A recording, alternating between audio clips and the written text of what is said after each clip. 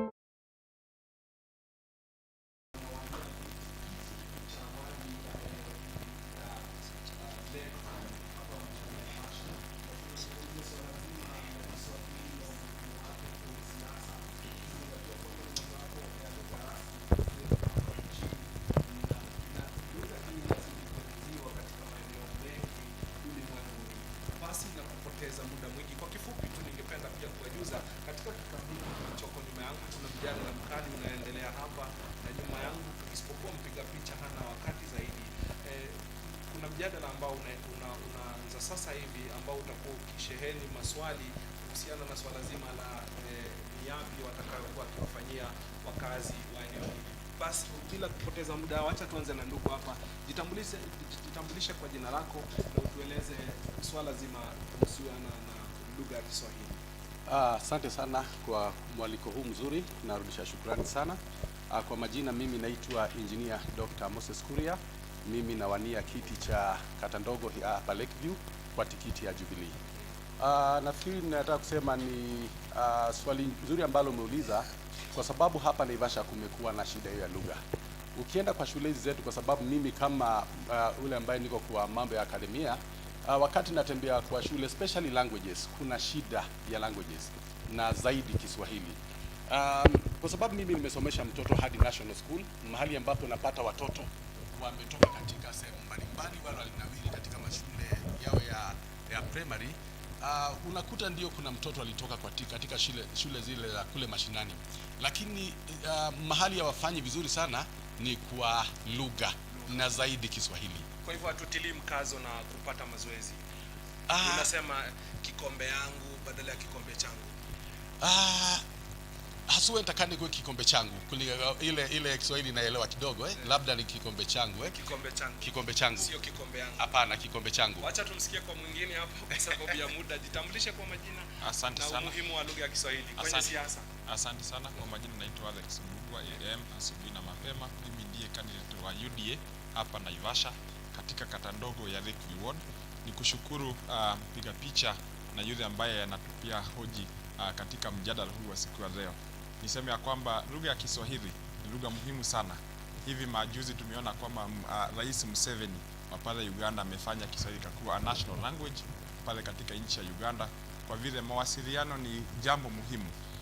Without communication, ama bila communication yote ni ngumu wananchi kujiendeleza, na hivyo tuseme ya kwamba lugha hii ya Kiswahili tuitunze, ni lugha yetu na Jumuiya ya Afrika Mashariki ambapo tunaongeza nchi mbalimbali. Naivasha ni eneo linalojulikana kwa Kiingereza cosmopolitan. Umuhimu wa lugha hii kwenye nyinyi wanasiasa mnapoendeleza kampeni zenu, kwa kifupi, kwa sababu niseme ya kwamba mimi nimezaliwa hapa Naivasha na nikaanza masomo yangu hapa LakeView Ward. Na hapa hivi Naivasha na katika LakeView Ward tuna kabila zote ambazo zina exist katika nchi hii yetu ya Kenya. Tunapata kwamba tunachanganya ndimi, yes, lakini tunasema kwamba Kiswahili ni lugha muhimu sana, kwa vile unapata yale makabila mengine yote yanahisi yakiwa nyumbani ikiwa unazungumza kwa lugha ya Kiswahili na pia Kiingereza pia. Kwa hivyo ni funga mlango huo ama funga hiyo mlango? Tunafunga mlango huo. Asante. Nieleze kwa majina. Asante. Tumalizie harakisha ili tukampishe pia mwanadada. Nami ninaitwa Julius Njoroge Wambui. Mimi mwani kiti cha kata ndogo ya hapa LakeView katika Naivasha. Na tunapozungumzia umuhimu wa lugha tunapofanya siasa ya Kiswahili, tunapofanya siasa, ni neno ama ni jambo ambalo ni muhimu zaidi, kwa sababu unajipata wengi katika Kimombo wanachanganya sana, ananena katika wingi katika Kimombo, lakini wakati anaingia katika utafsiri wa Kiswahili inakuwa ni jambo nyeti sana, maana wengi Kiswahili inapotea. Na wakati unapoingia katika kijiji unakuta kuna wakongwe, na hawa lazima uwaongeleshe kwa lugha ile ya Kiswahili ili waweze kukupata na vizuri zaidi, na inakuwa ni changamoto, maana wengine unapitisha maneno mengi ya Kimombo ili hali unawawacha kama wamekwama. Lakini kama lugha ya Kiswahili inaweza shughulikiwa na itiliwe maanani zaidi, najua hata katika kuwasiliana kwa maneno ama kwa mambo, na hata inaweza kuwa rahisi sana. Asante. Na watu wataweza elewa. Asante sana. Kwa hivyo nifunga hiyo dirisha ama nifunga nini? Asante. Wacha tumalizie na dada mwingine hapa. Jitambulishe kwa jina, umuhimu wa lugha ya Kiswahili tunapofanya siasa. Jina langu ni Anne Wanjiru Mchoke. Mtaniwia radhi kwa sababu nina homa kali, lakini hiyo itanizuia kueneza ama kusifu Kiswahili. Kwanza Muda wangu unazidi. okay, kwa kifupi mimi nimekuwa mwalimu wa Kiswahili kwa muda mrefu, kwa hivyo nina kienzi Kiswahili. Ningependa pia katika lile bunge nitakapochaguliwa na kuingia pale nikaweza kupitisha miswada kwa kutumia lugha ya Kiswahili, tukitukuza Kiswahili. Asante. Asante. Kidogo tu, unapoenda dukani unasema niuzie yai ama niuzie yai moja? Niuzie yai. Asante. Nashukuru sana kwa muda wako.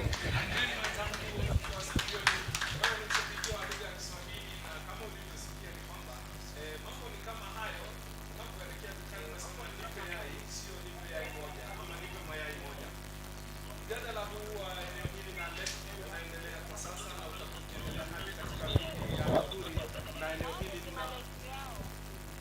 na hili litakuwa likiendelea hadi wiki ya Adhuhuri. Kutoka kwangu hapa mjini Naivasha na kurejeshea kwako Andre ili ukaweze kuendelea na mjadala.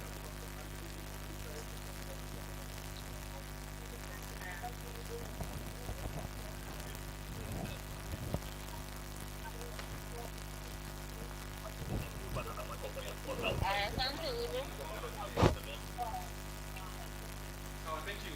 We can now start debate nyingine tufanye. Ni siku ya kuadhimisha siku ya Kiswahili ulimwenguni na Kiswahili kitukuzwe.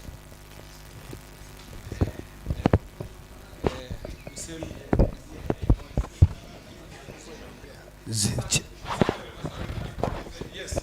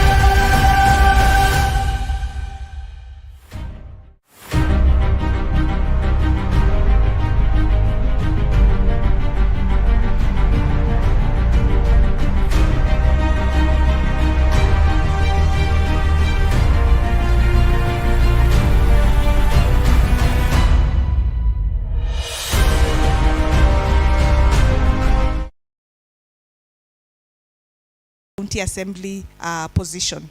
So we will be starting, and I just want to quickly read some rules that will guide us as participants. The first one, probably Peter had captured some of them, but I will just repeat, is that we are not allowed to raise unconfirmed allegations.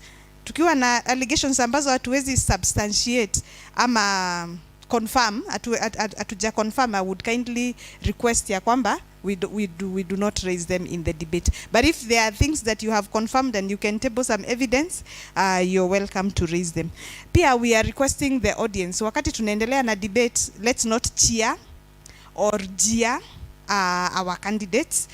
We want to conduct this debate with utmost decorum. We will clap when we invite our aspirants and when we complete the debate, or when we ask you to clap. And then we want to request that, because the debate is divided into two sessions, we'll have rounds of questions that the moderators will field to the candidates, and then we will also give you an opportunity to ask questions. Tafadhali tusirudie maswali. Ukisikia swali ambalo pengine ulikuwa nalo lishaulizwa, tusirudie. Kiswahili ni kigumu kweli. Tusirudie ili to save on time, sivyo? Na pia we want to request, because we will be live on TV 47, we minimize movement. Sawa sawa? Yeah. So we are going to start off, but before we start off, I want to give my co-moderator an opportunity to introduce himself, ndio msikie sauti yake. Kibet, karibu. Is this working? Thank you. Kwa sababu sitakuwa napenduka, maybe I can take this chance to turn around. muone nimevaa suti. I hardly wear one. So naitwa Evans Kibet, working with Bansi at an organization known as Center for Enhancing Democracy and Good Governance, ZGG. I am very happy to be back at LakeView. Wakati nilipatiwa hii opportunity, I remembered in 2017 I subjected the candidates to the debate, and one of them emerged the winner. God rest his soul in peace. But then during the by-elections, siku participate. So I'm happy to be back here. I am also the Rift Valley Budget Hub coordinator. Kuna kitu tunaita Rift Valley Budget Hub. So mtasikia maswali mingi ya budget, I'll be handling them. Ni sawa? So for me, I think is to wish us a very fruitful deliberation. Na as much as possible, let's make the most out of, let's learn. Every day is a learning, sindio? Let's learn from these candidates so that when it comes to the general election, you are very clear on the kind of the leader you want to elect. Sini sawa? Asanteni sana. Asante sana Kibet. Like I mentioned, we'll have 2 rounds of questions. The first round, tutaangalia maswala ya kazi ya MCA ni nini na participation, public participation. Kisha tutaangalia mambo ya service delivery na mambo mengine ambayo pia yatakuwa yamejitokeza kutoka kwenyu. So I think we can start. I'll give Kibet an opportunity to welcome our candidates. Kisha tuanze. Karibu Kibet. Thank you so much, my co-moderator. My name is Evans Kibet. I want to take this chance to invite our aspirants to take their positions. And we don't have any particular order, but just I'll call their names randomly. So we'll start with Julius Njoroge. Mr. Julius Njoroge, please take up your seat. You can clap for them. Then I'll go to Madam Anne Wanjiru Ngoge.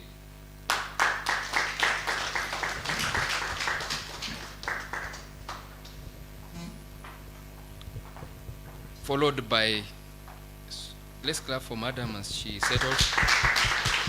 I think this is quite unique. Yeah, we'll be interested to hear from her. Let's have Mr. Alex Mbogwa.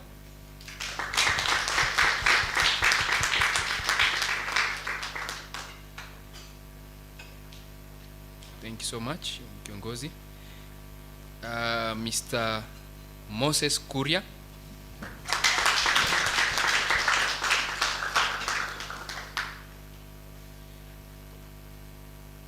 Then we have Honorable Simon Wanyoike Wanango. Honorable Simon Wanyoike Wanango. Okay, thank you. I think that one is not here. Mr. George Nyagucha. Mr. George Nyagucha. Okay, thank you so much. Let's clap for our candidates.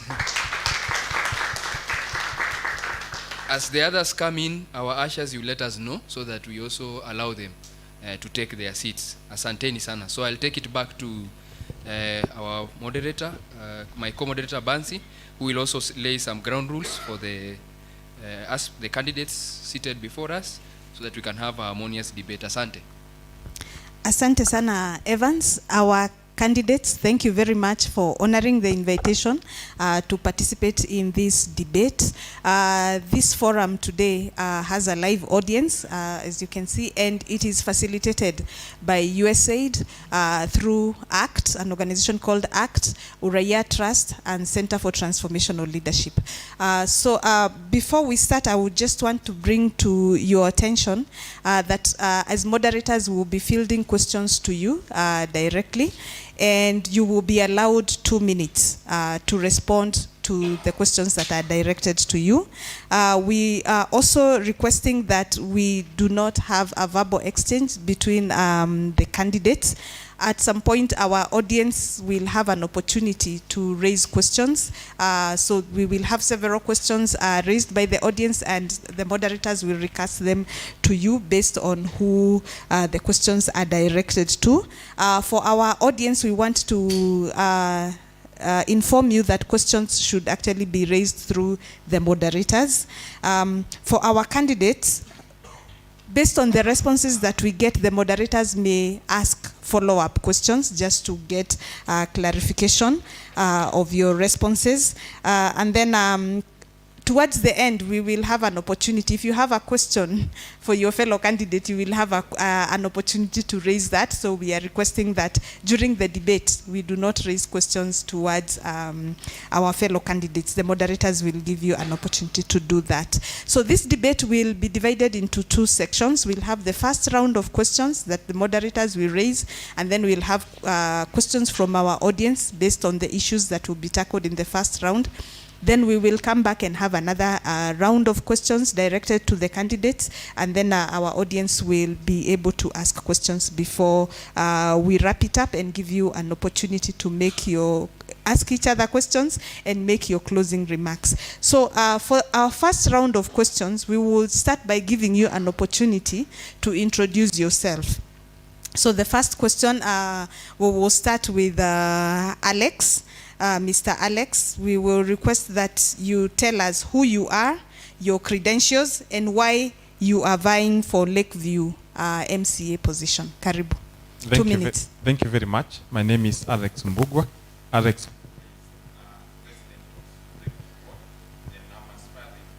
The next MCA.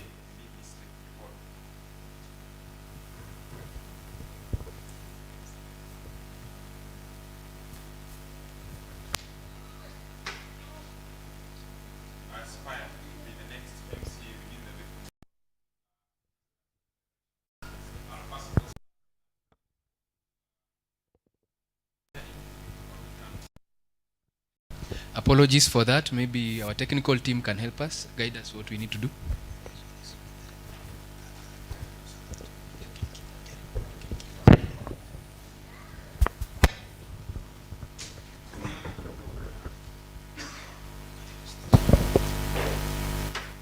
Thank you very much. Alex Mbugwa has been born within Naivasha. I have stayed within Naivasha. I've schooled within Naivasha. I started my schooling at LakeView Primary School. I further went to a school within Olkaria Ward. I went to Starehe Boys Entrance School. From Starehe Boys Entrance School, I went to Moi University, started my first degree under political science, went to my second degree, a degree in medicine. At the moment, I am the immediate former chairperson of NGCDF within Naivasha, and I have served as the youngest ever chairperson within the country, within the entire country. I am a dreamer and a force to reckon with in the future politics of this land. I believe that when I start from bottom here, going all the way up, the future is very, very bright. I am vying with the UDA party, and I thank the electorate within LakeView Ward for giving me the chance to vie within that and giving me their votes. Thank you very much. Thank you so much. Maybe before you let the microphone go, just one question. What are you, Mr. Mbogo, what are you bringing to LakeView? I know you've served as the chairman of the NGCDF, as you've said, but what are you bringing in terms of leadership at the ward level as a candidate? As a candidate and also as a youth, I bring synergy, energy, and transparency to inspire the young people, to tell them that yes, we can deliver for this country, because for far too long, we've let this country to the dogs.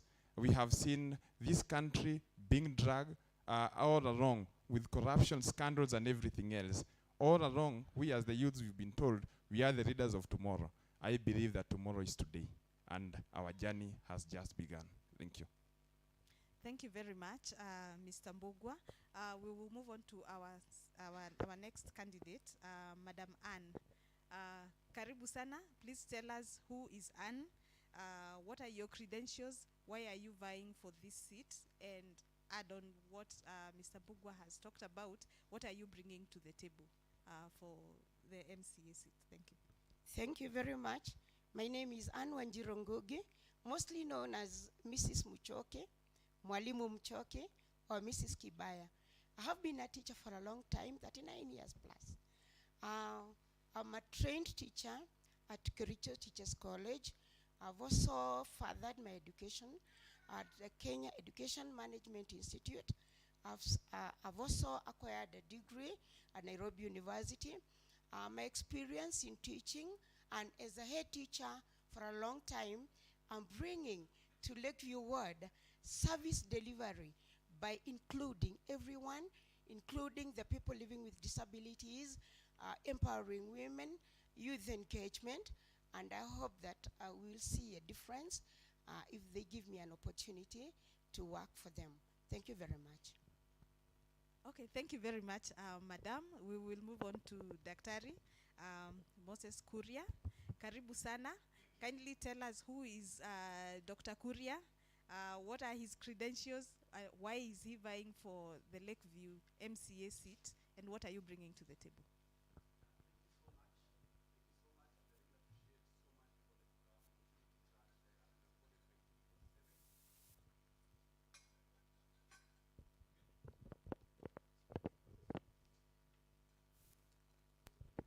Thank you so much for the opportunity that have been accorded by TV47 and CTL so that we can come and speak to our audience. My name is Engineer Dr. Moses Kuria. I'm the Jubilee candidate. For this seat of the MCA. I'm a family man. I'm a father of one wife globally and 4 children. I have a first degree in mechanical engineering, my second degree in business administration, and of course my third degree also in business administration, University of Nairobi. I've also taught other several universities, that is University of Nairobi, United States International University Africa, St. Paul's University. Those are the universities that I've taught. The kind of politics that I need to bring here in LakeView Ward 1 is the politics of honesty. Because for the longest time, the people of LakeView Ward have not been treated well.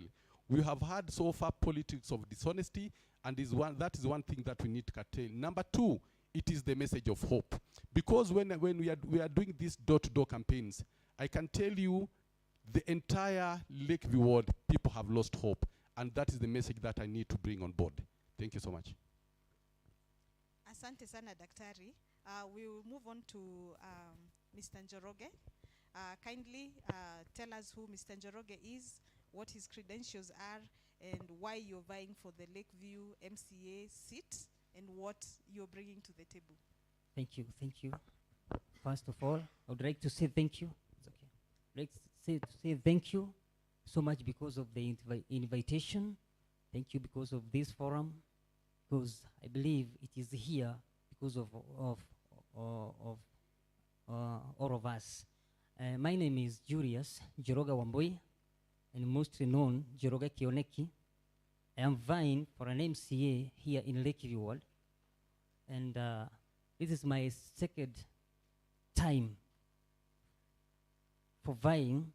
The first time I vied during the by-election that was about 2 years ago, and I am here, number 1, to bring something that we call hope and honesty. I am a holder of a degree in psychology, and I have been talking and also sharing all these through through our community, and I have been talking to young people, and most of them, when you look at them, they have no hope. Most of them, when you see and you look at them, they are so educated. They hold degrees, they hold diplomas, but they have no hope. And just because there is no honesty and transparency in leadership, and that is why I suggested, and that's what pushed me to come and try to vie for this seat, at least to try and to bring hope to these young people, also women, also men, and also to bring good picture and good new face to our young children, the people that we are educating, the children that they are in schools. They are going to see there is hope even in their future. So thank you so much. Thank you so much, Mr. Njoroge. So looking at, I think the people of LakeView are very lucky. And first, may I take this opportunity to congratulate each one of you. It's not easy to offer yourself for leadership. I know some of us seated on this side, we think it's just an passing the credential, the standard set by IEBC to be cleared as candidates for the seat of the MCA. And along that line, I want to give each one of you maybe 2 minutes just to unbundle your understanding. And we will start with you, Mr. Njoroge. What is your understanding of the role of a member of county assembly? Just 2 minutes in brief. Okay, thank you. Number one, to what I understand about the role of being an MCA, you are the leader or someone who is at the grassroots level. Before these people comes and oversee or see the other leaders above that seat, first of all, you understand the village, the situation, and you live, and also you intermingle with these people. Meaning that you are a capable leader to have a right and good registration as a role number one of an MCA. Number two, whatever you're going to say and talk about the representation, you cannot represent people that you're not intermingling with them. You cannot represent people to whom that you do not understand their challenges.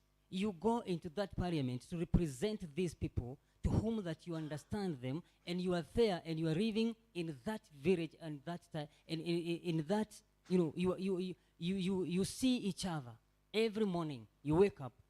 The time you go around, you meet with these people, and also oversight to the projects and to all the facilitation that is going to be given under the county government.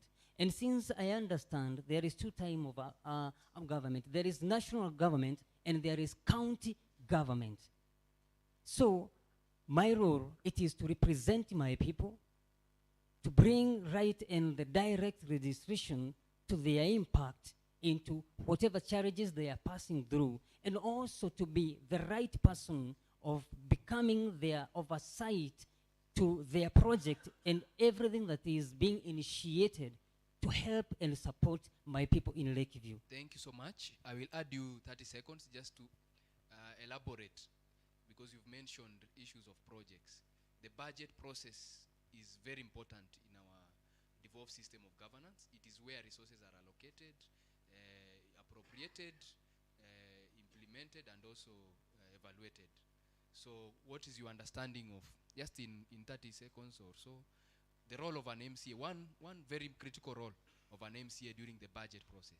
During the budget process, the first and the most critical issue, or the first thing, it is about the representation.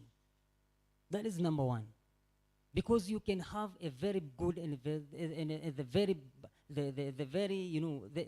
good budget, but without implementation, and this implementation cannot come out, or the picture of the implementation cannot come out or cannot come up without having a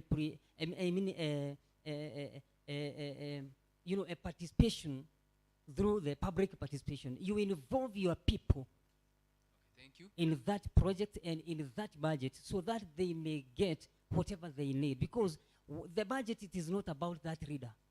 This budget, it's all about your people and the people of LakeView to help and to come and to support to whatever they want and to get their needs. Asante sana, Mr. Njoroge. Thank you. Daktari, you can just speak on the same question. Your understanding of the role of a member of county assembly, your understanding? Yes. And we don't need to struggle to explain maybe in English. We have leo ni siku ya Kiswahili. So if there is anything you want to emphasize, you can also use Kiswahili. We'll only use the two. Because it is a cosmopolitan area and we want as many people as possible to understand. So your understanding of the role of an MCA, and you can narrow it down now to the budget, because it appears the budget is an issue. Yeah, thank you so much. Traditionally, the MCA has got 3 roles. The first role is the representation, the second role is the oversight, and the third role, it is the legislation. Now, when it comes to the representation, now, the reason why we are here, it's because we are going towards an election. and in each and every ward there is one person per party to represent them. So this role of the representation, when you are going around in the ward, because these are the people that you need to lead. Now, what is this that they have that they need you to go and represent them about? Let's take an example of perhaps, let me give you an example of Kihoto. We have got issues there where children don't go to school. Now then, if you are the MCA, what are you supposed to do? These are the issues that are supposed to be represented at the county assembly. We've got also the role of the oversight. Now, when there are projects that are supposed to be done at the county level, let's take an example of the building of the ECD classes, because that is one area the county government is supposed to do. Then it is at this point that you do the oversight. When those projects are being done, even when the floodlights are being mounted, the role of an MCA is to oversight that the work that has been, the budget that has been approved for a particular project has been done to the latter. The monies have been used prudently, and that is exactly what is supposed to be done. Lastly, it is the legislation. Times are changing. Now, if times are changing, then what happens? There are new rules that come in, and these are supposed to be legislated. Therefore, when you talk about legislation, these rules are supposed to be legislated at the county assembly, and then it is rolled down to the to the right people, so that at the end of the day, people can receive value for the rules, or rather the legislation that has already been passed. When it comes now, you had asked about the budget formulation process. Now we've got what we call the public participation. And this is where people go wrong. Because when you talk about public participation, what is it about? Who is supposed to be involved in this public participation?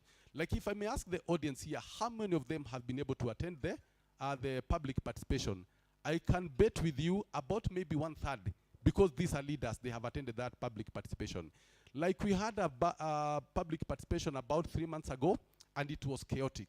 Because when we were beginning the public participation, we did not have the meetings for the previous meeting. So these people are showing up to these meetings, and they don't know what had been resolved like last year. And this is where people go wrong. Because in a public participation, we realize there are items that have been passed.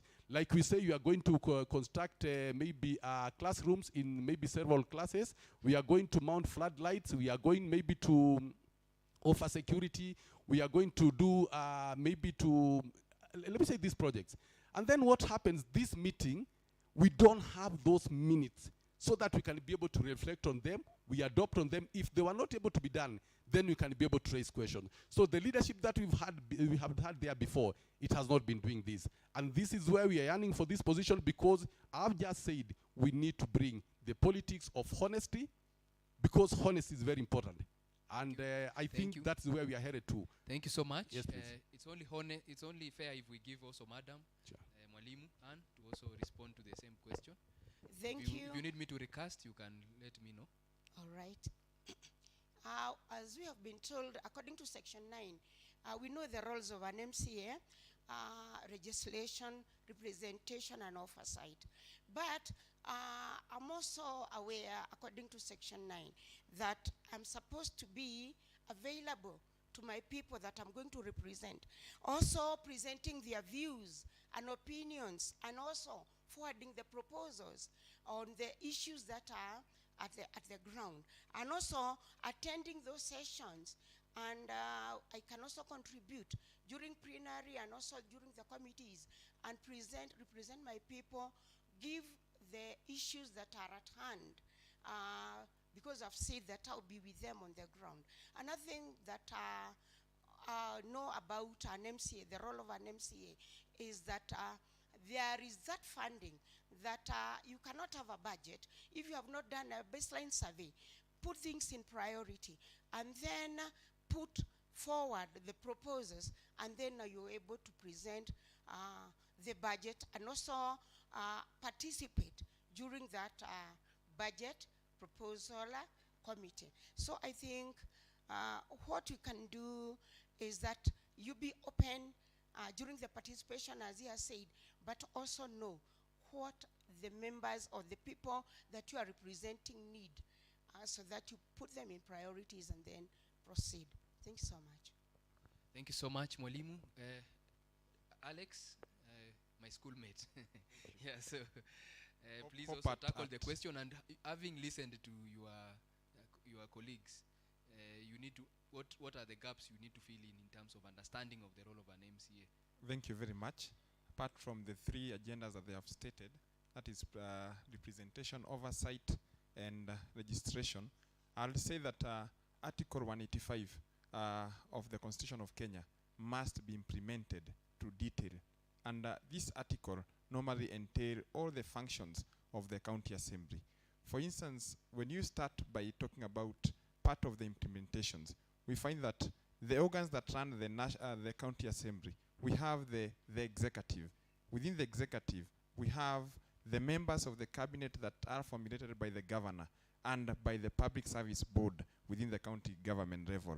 Those are the engines that run the county government, and they should be people who have a good reputation. And since they are being passed at the county assembly level, I believe that these people and the MCAs should take a crucial and good care of such people. You find that at the moment, such people, the MCAs who are seated today, they were bought, and you find that some of those people are not good at delivering their services. At the same time, you find that the contact between the MCA and the people should be of the highest degree. You find that a place like Kehoto, we have the MCAs who have been there before. Only one passed this time, have really engaged with the problems of the people at the ground level. Why? We shall come to the budget part of making within the county assembly level. You will get that Kehoto requires a dispensary. To this date, they don't have a dispensary. Why? The only problem that is stated there is that there is no land. Yet all this land is under the custody of the government of Kenya. And when the government of Kenya has the custody, and it has the custody of all the cases, all the court system, the government of Kenya can formulate it and have it. Within the county assembly, you will get that you can execute an executive order from the governor himself that we shall have public land declared, and the people will benefit from the markets, baby daycare centers, and all these other things. So I believe that the work of an MCA is more so of contact between the people, because even if I make all these rules and laws, they will be made. But do I have the contact with the mwananchi? Do I have the contact with the mwananchi? That, I think that is the only thing that is missing. Hakuna utu na ubinadamu katika execution of things that we have. That's why you find bursaries are not reaching the mwananchi at the ground level. That's why you find a sitting MCA would even do campaigns using public funds without the check, because they don't have any contact with this mwananchi. Thank you very much. Thank you very much for sharing your feedback on that question. We just have a follow-up question for all of us, a quick one. And that is on the oversight. One of the challenges that we are facing as a county is lack of strong oversight from the county assembly to the county executive. Now, there is a 30% that we've talked about that we need to oversight how projects are being implemented at a ward level. But we have a whopping 70% that the county spends on recurrent expenditure and direct service delivery. So what strategies are you going to use to oversight, to exercise your oversight role in the county assembly to ensure that 100% of our budget, the monies that come to the county, to our county, are utilized properly so that mwananchi can get value in terms of development and in terms of service delivery? So we could start with you, Alex, because you have the mic. Practical strategies that you're going to use to exercise oversight. Thank you very much. I believe in one thing that I say: one man, one vote, one shilling, and one direction of movement. When you go to the county government level, you find that the oversight committees that have been formed, the boss is always the sitting MCAs, which should not be the case in all the aspects. It should be the mwananchi themselves, because if the MCA have another role at the county assembly level, can we have another engagement tier that we can say that there are people who are implementing projects at the ground level? That's why you find that at the moment, because in LakeView Ward, it is a problem at the moment. You find that the sitting people or the sitting MCA will come with a proposal that this school will receive a certain amount of money, and then the same person who is executing this order will also implement this order by ensuring that the checks go through the same person to the schools. This, you create a loophole whereby you take money to the schools, you go for the money from the schools, and that creates a disaster to the society and to our people. You find that 70% of the rest of the money that has been left by the county government, how can we spend a whole whooping 70% of around 21 billion just paying salaries? I believe that the executive should reduce the number of people that are working at the levels of the county assembly, the county level. Alex, I don't know, with due respect, I don't know whether you got the question. Yes. The question was practical strategies of exercising oversight. Yani kusimamia na kufuatilia hizi 70%. What practical steps are you going to take as if elected as a member of county assembly? It's setting up of bodies within the counties, the county government level, away from the people who have been elected, and I think that was the first thing that I stated. People who will ensure that things are followed. For instance, I've been the chairperson of NGCDF within Naivasha. NGCDF is an act, has been enacted through an act of parliament. And within that act of parliament, we state that the roles of NGCDF is this and this and this. Even if the MP himself or herself would want to interfere with the NGCDF, will not. Because there is already a strategy and a body that is regulating everything. So if there is a committee that is following from point A to point last, for instance, when we are doing the budget implementation, we have the first step that we shall have the public participation, because the views of the people matter. When the Mwananchi owns the problem, Mwananchi will ensure to the very, very end, the problem is solved to the very, very end of the game.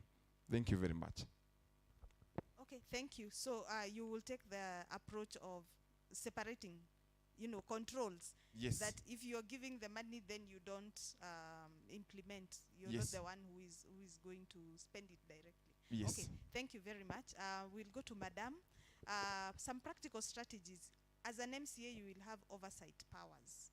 Because we talked about the oversight, the legislative powers, and the representation powers. So as an MCA with oversight powers, what will you do to ensure that we are getting value for our money? Okay, thank you. To get value for the money that is distributed equally, the oversight strategy that I can put in place is ensuring that the people who are running the projects, for example, if there is a committee that is formed to listen to the priorities and also budget and then give out the money for use, they are not the same people. If the money is allocated to a particular ward, then the people who are also checking the use of this money, the monitoring, the evaluation, should be the different group of people to ensure that the money is spent well. And also the supervision of the works that are done. For example, we have seen in the past that an MCA is having some money from the county to build roads, orders for the clay and the stones. He's the same person who is laying them and then paying at the same time. So the separation, as he has said, is one key thing. Another thing that can also help me in this oversight is by the record keeping and follow-up of the works that is being done, and also using the engineers that to give us a guide on how work should be done to make sure that the work is done per the demands of the people that I represent. Thank you. Okay, thank you very much. And before you hand over the mic, I'm wondering, would the MCA be executing a project? Is it? At the moment they are doing it. That's what we're saying. We have come here on board to remove what is happening, so that you are not the same person who is having the word fund. You are executing, you are evaluating yourself, you are monitoring yourself, you are giving back the feedback. Then that one, you cannot use the hyena to take care of the meat and at the same time give a report about the meat that was given out. Daktari, before you pick, Yes, please. let me just recast it a little bit, tweak it a little bit. Sure. You've gotten, because you talked about being in touch. Yeah. I marked, almost all of you talked about being in touch with the residents here of LakeView, and they have told you, take this case scenario, they have told you that drugs have not been supplied at Kayole dispensary. Yes. This is just an example. Yeah. For the last 3 months. Yes. The facility is opened maybe at 10 and is closed at 3. Yes. You know, those are service delivery concerns. And That that's is the true. budget that is expended that Madam Bansi talked about. 70%, part of it pays staff, part of it is for operations, including supply of drugs and commodities at that facility so that services are offered. Sure. So if you get such complaints from your electorates or from the people you will be serving, what will you do? Yeah, thank you so much. And actually, that's one of the best questions that I'll receive in this forum that we're in right now. Now, let me give you an example of perhaps what had transpired about 2 years ago. As an individual, I needed to know, 2 years ago, I needed to know what people go through when they go to these health facilities. And I would remember at some point I was unwell and I went to the hospital here. Now, what happened, this level 4 hospital, we call it the district hospital. I went through the due process. You pay 100 shillings, you are given a card, and then you go to all those offices that you have been sent to. I would remember at some point, I was asked to go to the laboratory. But what I got at the laboratory was a rude shock, because the services that are supposed to be paid for, maybe 1,000, you get someone in like the X-ray. They tell you, ukinipatia 500, hii 2,000 yenye ulitakana utumie, yenye ulitakana ulipe legally, uta-avoid, uta-save 1,100. I raised that issue with the governor. That one I can confirm to you. I raised that issue with the governor, and governor was able to respond to it. Number 2, if you go... Sorry, just because we'll delve into service delivery in the next session. Yes. I just want you to focus on now, you've gotten it, and I think you've given another example. Exactly.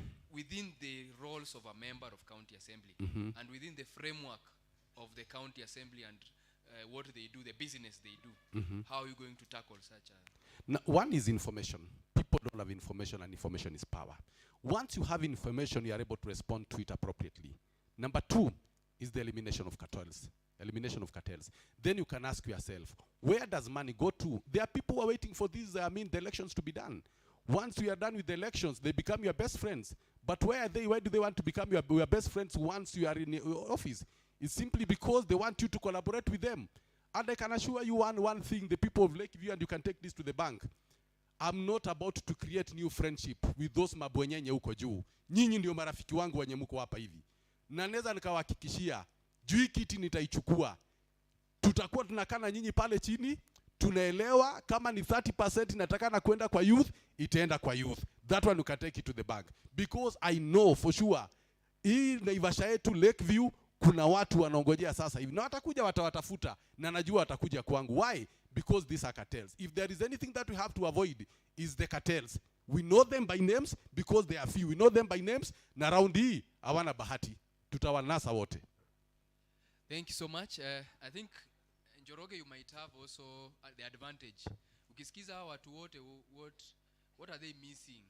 Like there is something we are conversing here and we are wondering, the responsibility of service delivery is with the, I think all of you got part of it, but the responsibility of the service delivery is with the executive. Is that correct? And all of you mentioned the role of oversight. And you did so well in terms of explaining how oversight is done, especially in implementation of projects. Of course, one of it is management by moving around, looking at how projects are being done and raising questions. But now I've given you another example where there is a very good structure for service delivery, right from the frontline service provider to the supervisors at the ward level, the kina ward administrators and the like, the public health officers, to the level of chief officers and CECs. And you are exercising oversight. Mr. Njoroge, practically, what will you do? Utafanya nini if you get such a case? And you are the MCA? Yes, number one, because when we talk all about this, number one, it's about the implementation. That's number one. And to do that perfectly, you must look at the point of corruption. That is where the big issue and the big problem is. You bring your sister, your brother, or someone who is related to you, who is who, into that office. There is nothing that can be done. You can have all that and those, but if you do not stop to that, that is something that that is a point number one, corruption, and that is all about. Na hiyo ndio sasa inamaliza na ndio inafanya project zikose kufanyika. Number two, yenye mimi nitashughulikia, kuna kitu tunaita, there is something that we call to have that, to be selfish. You see, it is right, wewe ndio unataka kufanya kazi yote. You are a manager, you are a worker, you are a supervisor, then unajipiga kifua, hakuna mtu anaweza kuadvise, hakuna mwenye unataka akusikize. It is your government. Na hii mambo ya kujipiga kifua ndio pia inaleta shida mingi. Hiyo yote mimi najua, I will do something to that, because to have a good implementation, it is to work with this mwananchi. It is to go to their concern. Right, for example, in Kayore, we are having a dispensary, but it is unfortunate, haifunguliwi Saturday na Sunday, and yet don't problematize it again. Utafanya nini specifically, and so, especially with the role of the what I will do, it is to bring a good management that is going to show the honest to that implementation. Number two, it is to have the transparency, because once you eliminate the corruption, then you bring a picture of a transparency. And again, to have accountability. You're going to be accountable. In a question concerning that project that you have initiated, it is going to be, you are going to bring you are going to table the evidence on that table. In anything that was included into that budget, you are going to show your people, meaning that everything is going to work smoothly. And that is how even these people are going to trust you. Okay.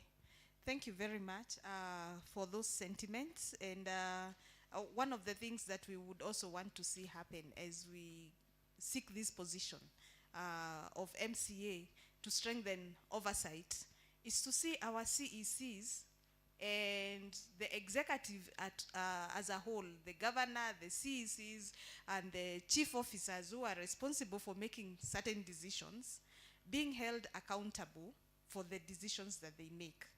And there are many structures within the county assembly that you can do that. We have the committees. I don't know which committees you are.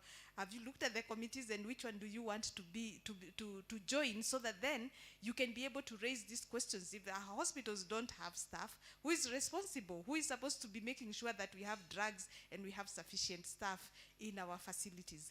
Because Mr. Njoroge, I can guarantee, if you set up a board of management in the facility, mtagongana vibaya sana na governor, because hiyo ni kazi ya nani? Yeah, executive. That's why he has a whole department of health, a whole a CEC and chief officers and directors and many other people. But moving forward, we want to talk about public participation, and we mentioned it when we were doing our or responding to the initial question on our role. Now, across this county, not only in Lakeview, but everywhere we go, citizens are talking about, we participate, we attend those meetings, we submit memorandums, but then issues zetu zinaenda zinatolewa, yeah, baadaye. Ama we participate, and I don't know whether, I think it's Daktari who mentioned about people not getting feedback. They don't know. Tulikuja tukasema hivi, but we don't know what happened. Nobody came back to tell us that the issues that you proposed have not been included and why they were not included. So as an MCA, what do you think will be your role in ensuring that public participation as a principle in our constitution is actually practiced, and that it is not just a question of meeting, bringing people together for the sake of numbers? It is meaningful public participation where the voices of citizens count. So how are you going to ensure that we have meaningful public participation in our county? We can start with Mr. Njoroge, because you have the mic. Thank you so much. That is is a critical point that I have been even for an unseated MCA, wherever he chooses or she chooses his friends to be in that public participation meeting, and or their followers. And once they point their people or their followers to participate in a public participation, meaning outside that door there is nothing that is going to happen, because it is his or her job or her initiative. Meaning outside that door, do not expect any feedback, because the meeting was not for public, it was for friends. The people who were invited in to have that Solution. That's where I'm coming to. That's where I'm coming. The solution is to give the information to all the Kijiji or the whole world that we are going to have a public participation. Even you can announce into the churches. You can announce even to the chief's office. You can announce and tell everyone in that particular ward that we are going to have a public participation because of this and that and that. Meaning, if my followers are there and those who are not supporting me, they are going to give charge into that public participation, and we are going to have a solution, because here we are dealing with mwananchi, not someone's property. And during that public participation, we are going to have a way out, and we are going to solve all the problems. Thank you. Okay, thank you very much. So you're going to disseminate information on public participation? Yes. Thank you very much. Daktari, do you have any other strategy of improving public participation in our county? It is very simple. In fact, this is one of the most simplest things that we can ever have at the county level. One, how many public participations do we have in a year? That is one question that I would want to pose to you. Because as it is right now, we only have one public participation. By the time you are crossing over the year and then we have the next meeting, the next public participation, already what had been discussed and the minutes were not available, that issue is not discussed at all. So one of the practical things that I would want to do is to increase the frequency of public participation to possibly one meeting per quarter. That means we should be having 4 meetings in a year. How would you do that? How would you increase the number of public participation meetings? By legislation. By legislation. And that's why we need people who have got the capacity to know the way the county governments operate. And it's on that merit that we'll pass a legislation, we'll be having 4 public participation in a year. And we already have the Public Participation Act in Nakuru County. Yes. So which other law are we going to pass? That one can be amended. That one can be amended. That one can be amended because it's only one. So that we make it and we can amend it. And it will be very fair for these people to be. And then moving forward, we need to be having you see, like the meetings that the public participation that we normally have. Where do we normally hold them? I think we are having a problem here. How many people are invited? So I think on this merit, one of my agenda is to have a ward development committee, because we'll be having this committee represented of maybe pastors or maybe the men of faith. And then we'll be having the youth, people living with the disability. We've got also the businessmen. And of course the teachers, because teachers are also instrumental, and the village elders. So these people who are representing the various sectors within LakeView ward shall be called during this public participation, because they know their people, they know the challenges that are there in their ward. So we shall be passing the information to them. In fact, let me put it this way: 2 weeks in advance, we'll be passing this information to them, and then they'll be coming to represent their views during the public participation. And then I think also the venue is also matters so much, because the venue that we normally have here is not enough. The venue is not enough. So we need a much wider venue which has got all the facilities, so that at least when this meeting are called for, they can be able to host even, let me say, like 200 people. And I can tell you for sure, like the meeting, I'm actually repeating about the meeting that we had this year. It was very, very shameful, because we did not even have any pastor in that meeting. And I can tell you one thing. When we have issues at the community level, where do we run to? We run to the pastors. We run to these churches. Like during COVID, these are actually most of the pastors went without food. And then my question is this one here: when we are having crisis, where do we run to? We actually go to the church, because we need them to give us solutions. And when it comes to the public participation, they are not involved. Okay. Yes. Okay. Thank you very much, Daktari, for sharing your sentiments. We will want to hear from Madame Anne. How are we going to strengthen public participation and make it meaningful for our citizens? Okay, the public participation, as we have said, those groups that have raised their issues, we have to prioritize the need for the people in our ward, so that we have, because we have many issues affecting them, we prioritize. And then if we have now the people giving us the information, as he has said, we have many groups to give us the information. The electorate, they are the ones to give us their needs, then we prioritize them. And to enhance, we have a law, as you have said. We cannot have so many of them, because they will still be as meaningless as they are now. So let us have one, but that is enhanced by making sure whatever the people have passed, or they have asked or requested, is done and effected to the end. By maybe involving those groups, as we have said, and seeing to it that we have committees at the ground level, where those people will support and work with the MCA to make sure it is implemented the right way.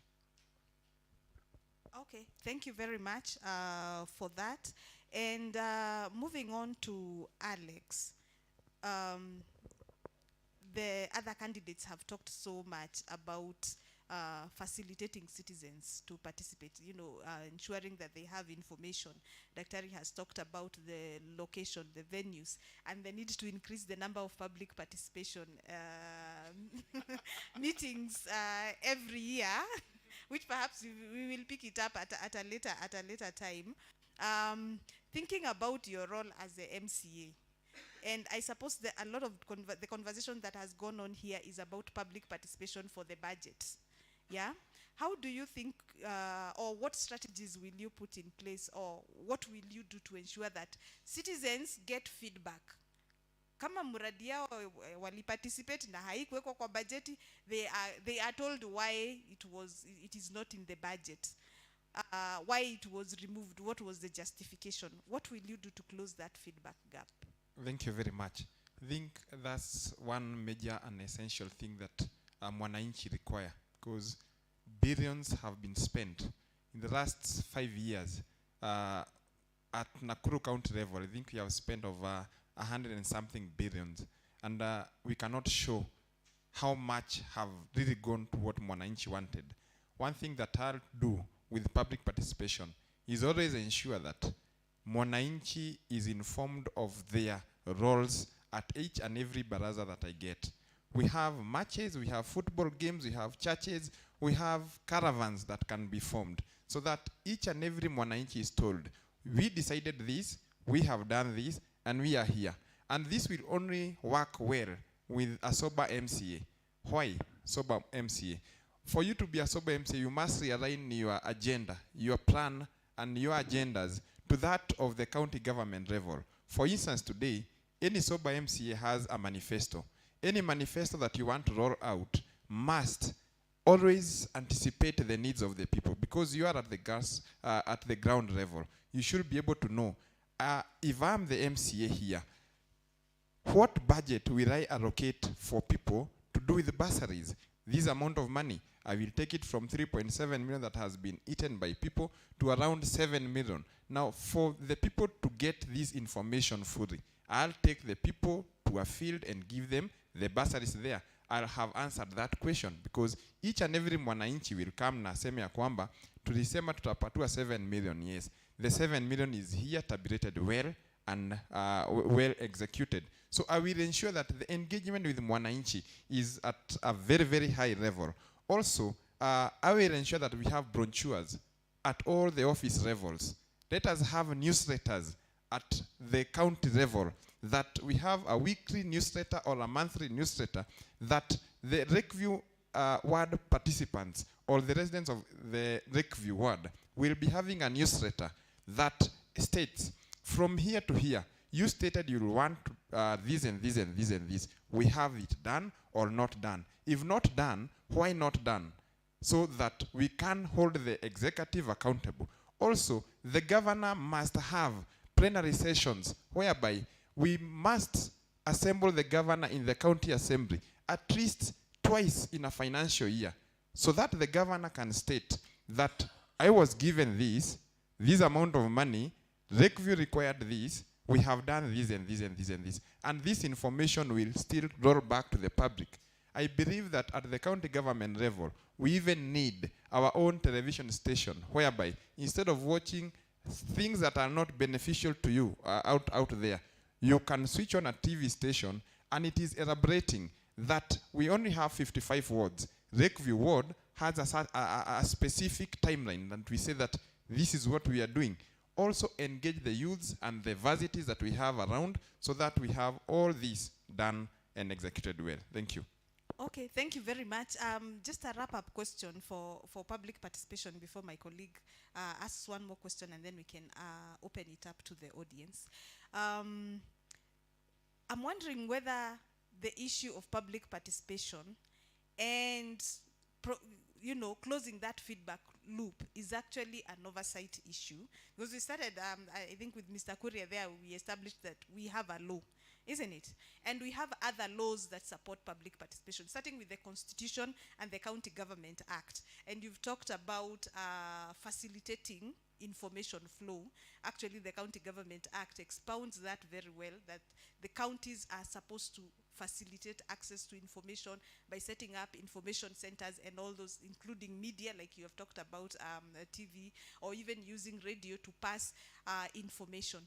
Do you think, and any one of us can actually answer, that when we get to the county assembly, whoever will get there has a role to exercise oversight in terms of holding the county executive to account to ensure that they facilitate information flow to citizens?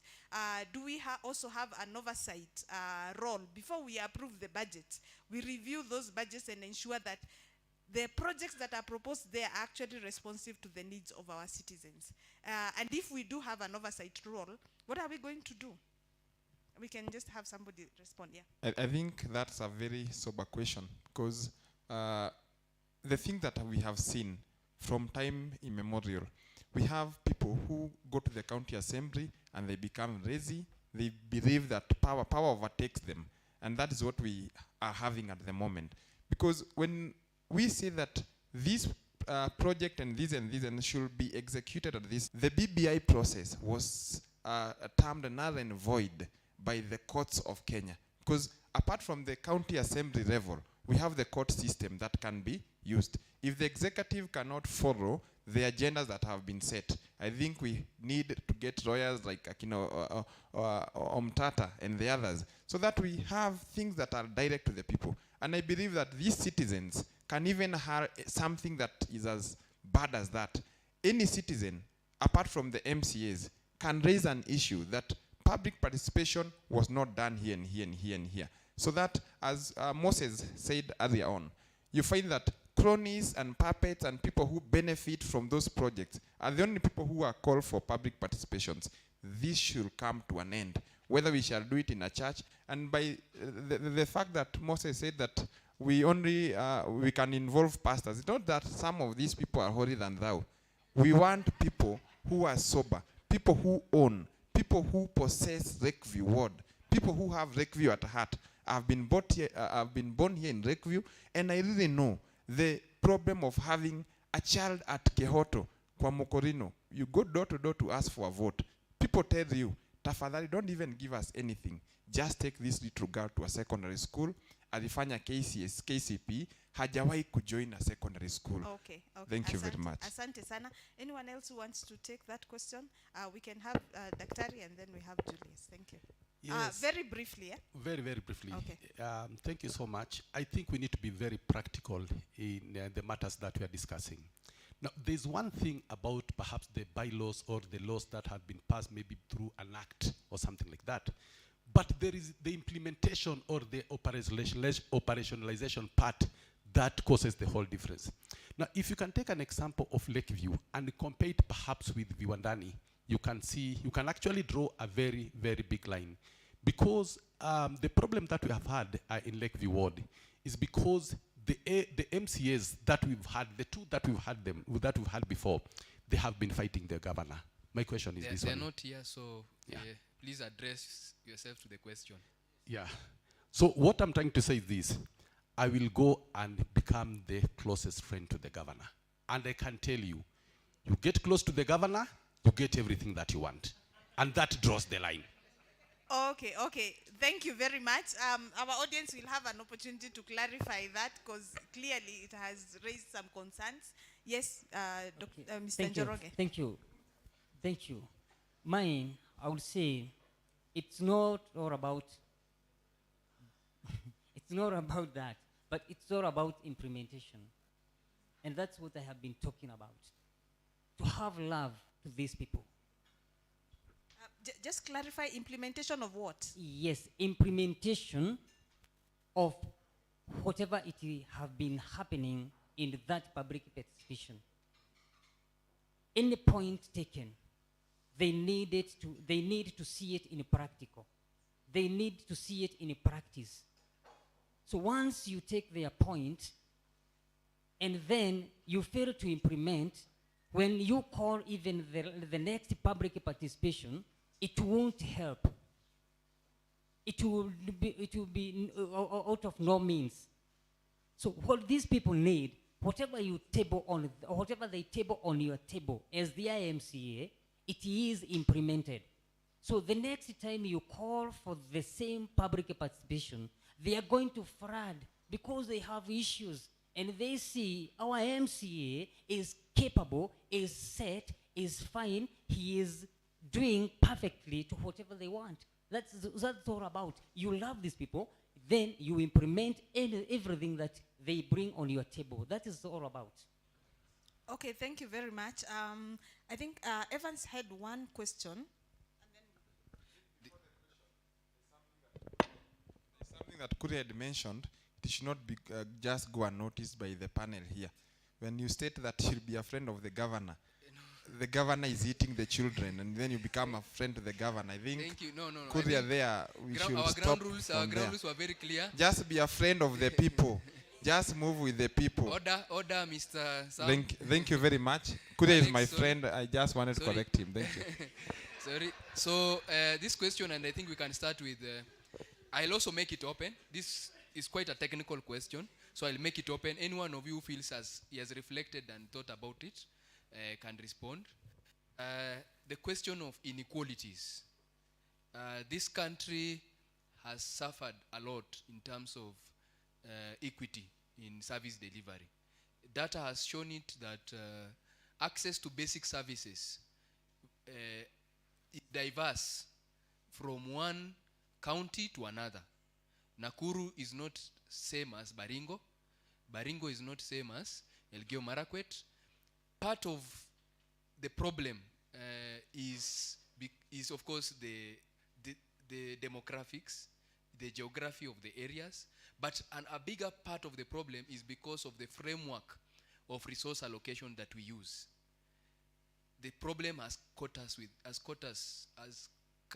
up with us in Nakuru County and other counties, because we have the devolution was supposed to address inequalities. If you read Article 174 or the objects of devolution, one of it was to address to promote equitable development. You must agree with me. Now let's bring it down to LakeView. You must agree with me that the areas in LakeView are not similar when it comes to service delivery. They are not homogeneous. They are at different levels. Service delivery in one sector in Gihoto is not as maybe another location, Kayole or Manera or other locations. The same applies to the county level. We have a very big problem of inequalities. I'll give you examples of access to water. You would find another ward has maybe over 50% of its residents accessing improved sources of water, while another ward has about only 20% of its residents accessing improved sources of water. So I want any of us to think about it. How are you going to tackle that problem, and especially in the role of the Assembly of Legislation and appropriation of resources at the county assembly level, and even now ward level? How are you going to convince the citizenry? Because you talked about public participation. If you bring the cake today here and you say let's divide it, every ward, every location would want an equal share. But we all know not every location is equally hungry to the other. That's a very technical question. And this can only be proven by analysis of data. So any of you who has reflected on how it's going to tackle inequalities in the county and below the county level at the ward level? Any of you who has thought about it? Thank you. There has been that inequality. As we can come down to Lakeview Ward, you can see some areas where we have got tarmac roads, others have maram, others are completely forgotten. If I would get there, maybe what I would do is, as we talked about priorities, we would see the areas that were developed fast and go to the areas that have been forgotten.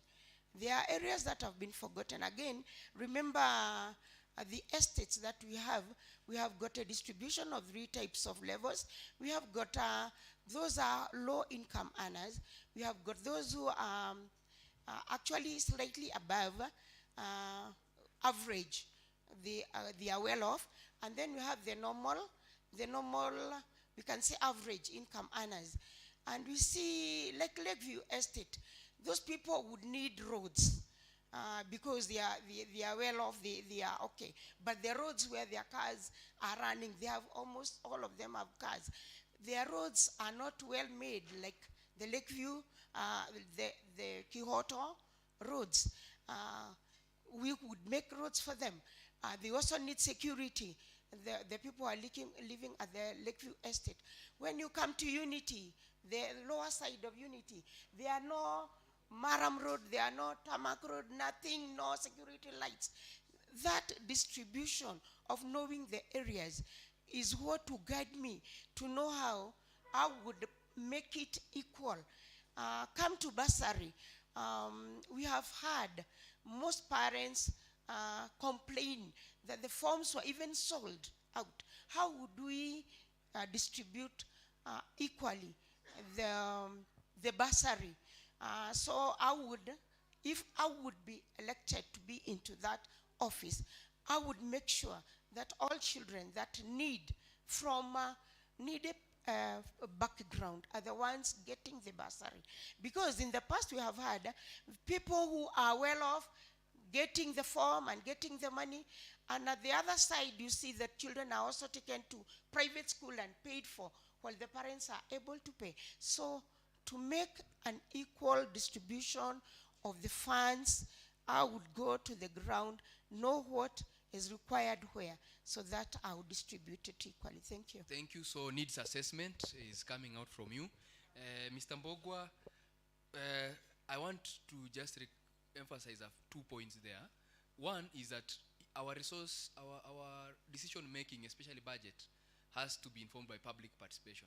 Is a principle of resource public finance management. So given that si wewe utakuwa una make your decision, citizens have to make the decision, especially when it comes to distribution of development projects. One. Number two, the role of an MCA is not to implement. Because when you talk about, I'll bring maybe street lights to this location, I'll bring water in this location, there is the role, that's the role of the executive. So think about the legislative powers that the assembly holds. Think about the frameworks of resource allocation, and maybe even scale it up. I'll still ask that question, scale it up to the county level. Because I'm sure if that is tabled in the assembly, you'll need a lot of convincing. So first you have to be convinced yourself, and then you begin convincing others, and now develop frameworks for the same. So how have you thought about it? Thank you very much. First of all, the inequalities that we have within the county government are so hurting, because they go diversely from the offices that we hold all the way to the county assembly and back to where the people are. For instance, I'll cite two things. You find that LakeView ward is a metropolitan state. It's in a metropolitan state. You find that we have all the tribes that are existing within LakeView ward. But you'll go to an office today in LakeView, and you find that within that office, you just have an inequality of just one tribe serving all the other people. You find that the problem starts there with the MCA themselves. Then you find that a place like Kehoto here, the population is so high. The basic needs that are supposed to be in Kehoto should be upscaled to a certain level. Why am I stating that? For instance, we had a calamity, COVID-19.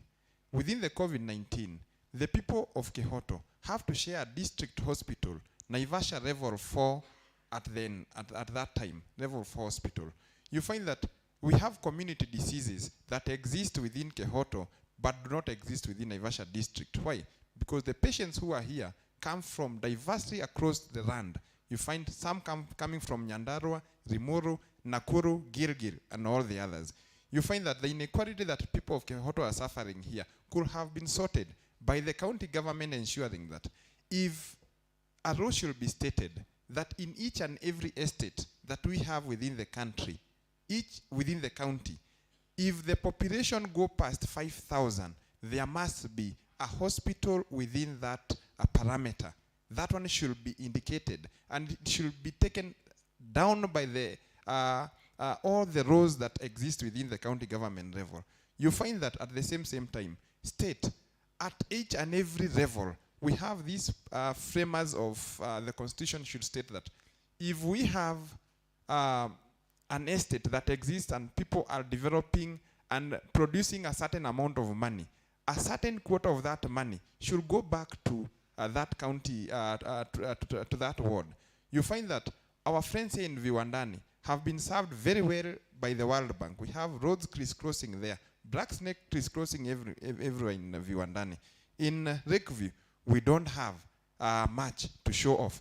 We have Safari Rally affecting LakeView people, but all that cash is taken to some other estate within Kilimani in Nakuru. Yet it is the people of LakeView ward who are affected by the jam within this county, by the housing situation within this country, but we have all the resources being taken away. So we have to take our MCAs and even the MPs level to another state, whereby we tell them, let us own the people, let us own the dream, let us own Naivasha, and let us own LakeView ward.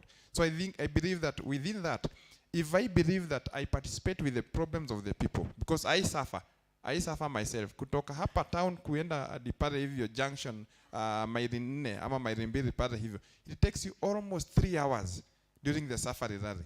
But the road that will be built in Kilimani estate within wow. Thank you so much. Thank I think you've brought in a very important angle, adding to what Mwalimu had said. So you all agree there will be need for a framework that addresses resource allocation. But then, Dr. I don't know whether I wanted you to tackle this question. You are seated in. You all talked about public participation and having religious leaders, all inclusive public participation. You are seated in a hall like this one, where we have all these people, and you've been given. You know, I know our budget framework has the word resource envelope. We've been told that now as much as the executive is implementing, at the ward level you'll make a decision of amounting up to Kenya shillings 25 million, or let's use 20 million. Yes. How would you convince the people of is it Manera? Yes, yes, to allocate more water projects or programs to the people of Kyoto, or even the people of Kyoto to allocate more resources for road construction for the people of the other location? How would you convince them? Yeah, thank you so much. Let me just respond to the question that was being responded to by my peers here. Now, if I can just, I said we need to be very, very practical. And we can take an example of Viwandani and a good example of Hell's Gate. Now, many times we have gone to those places and you can realize, comparing to LakeView Ward, they have got state-of-art roads.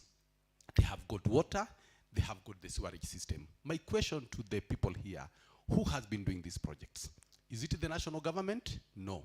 Is it the county government? No. Who has been doing this? It has been the World Bank. Now, the kind of inequality that we are having in LakeView Ward, it is actually we can only attempt, as a county government, we can only attempt to provide solutions.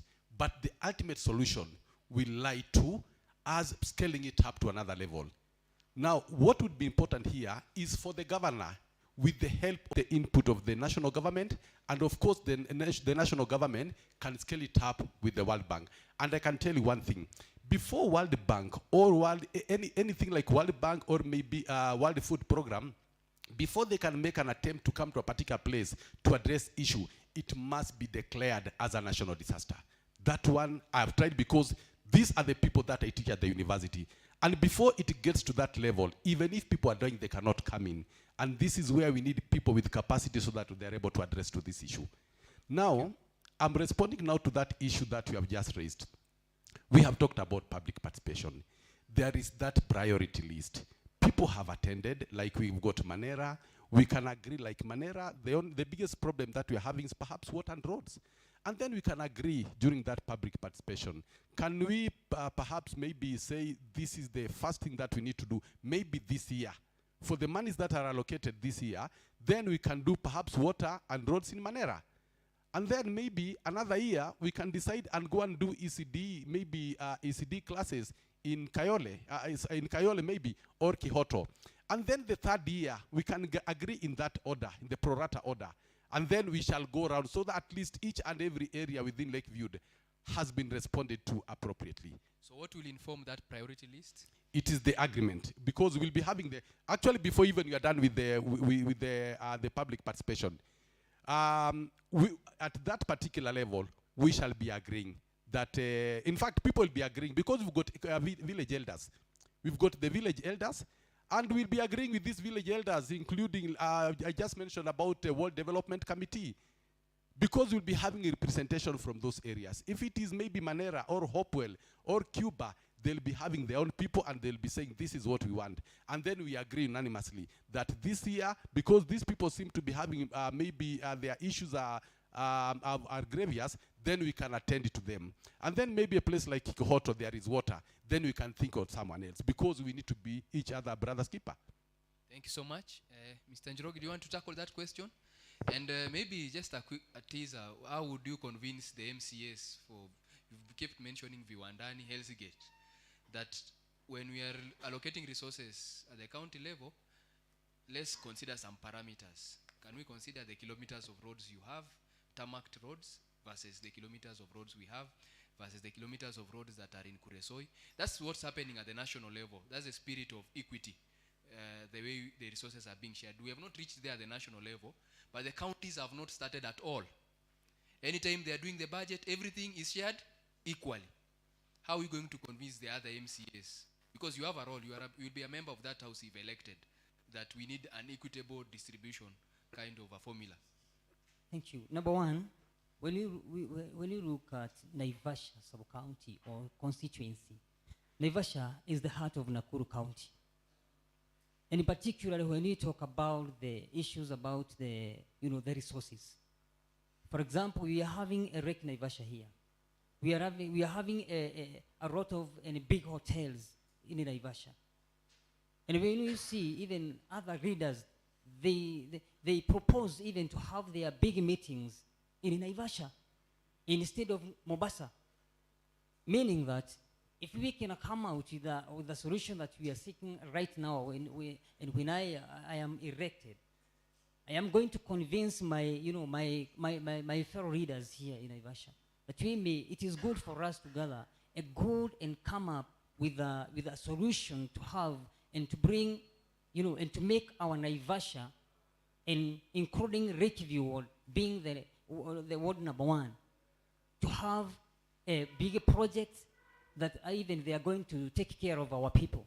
Because once you see, like when we talk about the World Bank, like in Kayore, we have very bad roads. In Kihoto, and when we compare with others, you can see there is no that inequality. And the other one, when you look at a place like Hopewell, when you talk about the inequalities, and the other places, like for example right now, Hopewell, even those people, they are confused. They don't know whether they are in Viwadani or they are in LakeView. And yet we have readers. Do you see? So we are going to look at such issues because we have these people and they need the readers, and that's why they elect their readers to represent them, to stand on their behalf. So when we talk about the resources, Naivasha is the heart of Nakuru County. So we gather a lot of revenue in Naivasha. And we are supposed to have a very big development in Naivasha. Thank you so much. I think just in summary, you all agree the place of data is very important. So have that in mind. The place of deliberations and bringing that data to inform deliberations at the county assembly, at the public participation meetings. You all agree the need of a framework so that it doesn't become goodwill, becomes an issue that is legislated on, or a policy is on the same. And of course, you've emphasized the issue of participation to inform those priorities. So I think we can stop at that. I'll take it back to before you cut me short. Okay. I was to add some point. Yes. How you would convince the residents of LakeView to allocate resources equitably? Of course, yes. Yes. Number one, when you look at LakeView ward, you can see that in Kayore we are having a dispensary. But when you come to Kihoto and it is so highly populated, we do not have it. So once you get into that, you understand there is something that we are missing. So we are going to have a strategy in my government in LakeView ward. We are going to have a good strategy that we must equalize or give our people equality, so that even when they come up we want to give their services. Like for example, in Kayore, when they have issues about the medication and such a thing, they go into the hospital. But when we come here into Kihoto, they go into the river. Okay, thank you very much. The Naivasha River Pile. Yeah, and I want us to suspend that thought because we will come back and talk about service delivery. Yeah, yeah. Then we can pick it up from there. But for now, we just want to have a moment where we have our audience ask questions, burning questions that they have about the issues that we have discussed so far. Karibu, Peter. Thank you. So I'll be picking questions. I'll start with 5 questions first. So yeah, 5 questions, the burning ones, yeah? The burning ones. Yeah, so just raise your hand if you have the first quick 5, I'll pay opportunity. Okay, 1, 2. Then there is 3 at the back. Then we're remaining with 2 slots. Labda pande hii. Okay. So as you think about it, let me give opportunity to maybe, and the questions should focus on the subject we have tackled so far, because we are opening another session. We'll take a break and then we come to service delivery. So please will tell us your name. Public participation, budget process, equity. What else did we discuss? The role of a member of county assembly. Yes. So you'll tell us your name, whom your question is directed to, and then you'll make it brief. Karibu. Thank you so much. My name is Andrew Pio. I've got a direct question to all of you. First thing, I want to know we've talked about the data collection when it comes to how the pattern of voting in LakeView Ward. What do you have for the people who votes in LakeView but lives in Vuandani? How are you going to address that issue? The second one is we've talked about the LakeView Ward being the cosmopolitan ward. Okay? How are we going to make sure that we involve all the communities living within LakeView Ward? For example, Alex Mbogwa umekuwa mwenyekiti wa maendeleo ya hazina kuu ya serikali katika eneo bunge letu la Naivasha. If you check the committee which you are chairing, I don't know whether it was bringing the face of Naivasha. It is you to tell us. Okay? Now, mkakati gani tumeweka kuhakikisha kwamba kila mtu atafeel yeye ni part ya Naivasha when you are doing your work as elected leader? Lastly, amawacha niachie hapo.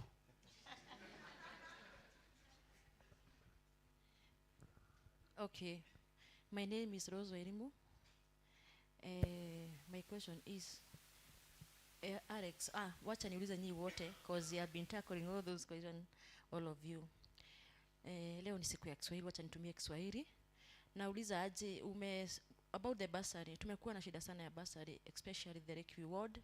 Sometimes when we are going to get the bursary forms, maybe in our areas, some come from other wards, like now our neighboring Biashara ward. How do you about it? Because sometimes they come there when we are there. Now, who is there on the ground, or the chief, in a bid be watua, the people from our neighboring wards to go back to their wards. How do you about them? Because sometimes you see even from those neighboring wards, they are coming to our area to get the bursary forms. How do you tackle about it? Another question hapo tu kwa bursary forms. Unaona wakati mwingine kuna vile zinakuja. Like this time round, we had a lot of problems because wenye wako kwa ground wanagawanyisha kulingana na the secondary school and the colleges and universities. How do you about it so that we tukue na mpangilio as everybody who is there anapata either for the secondary or for the university? How about that? Thank you.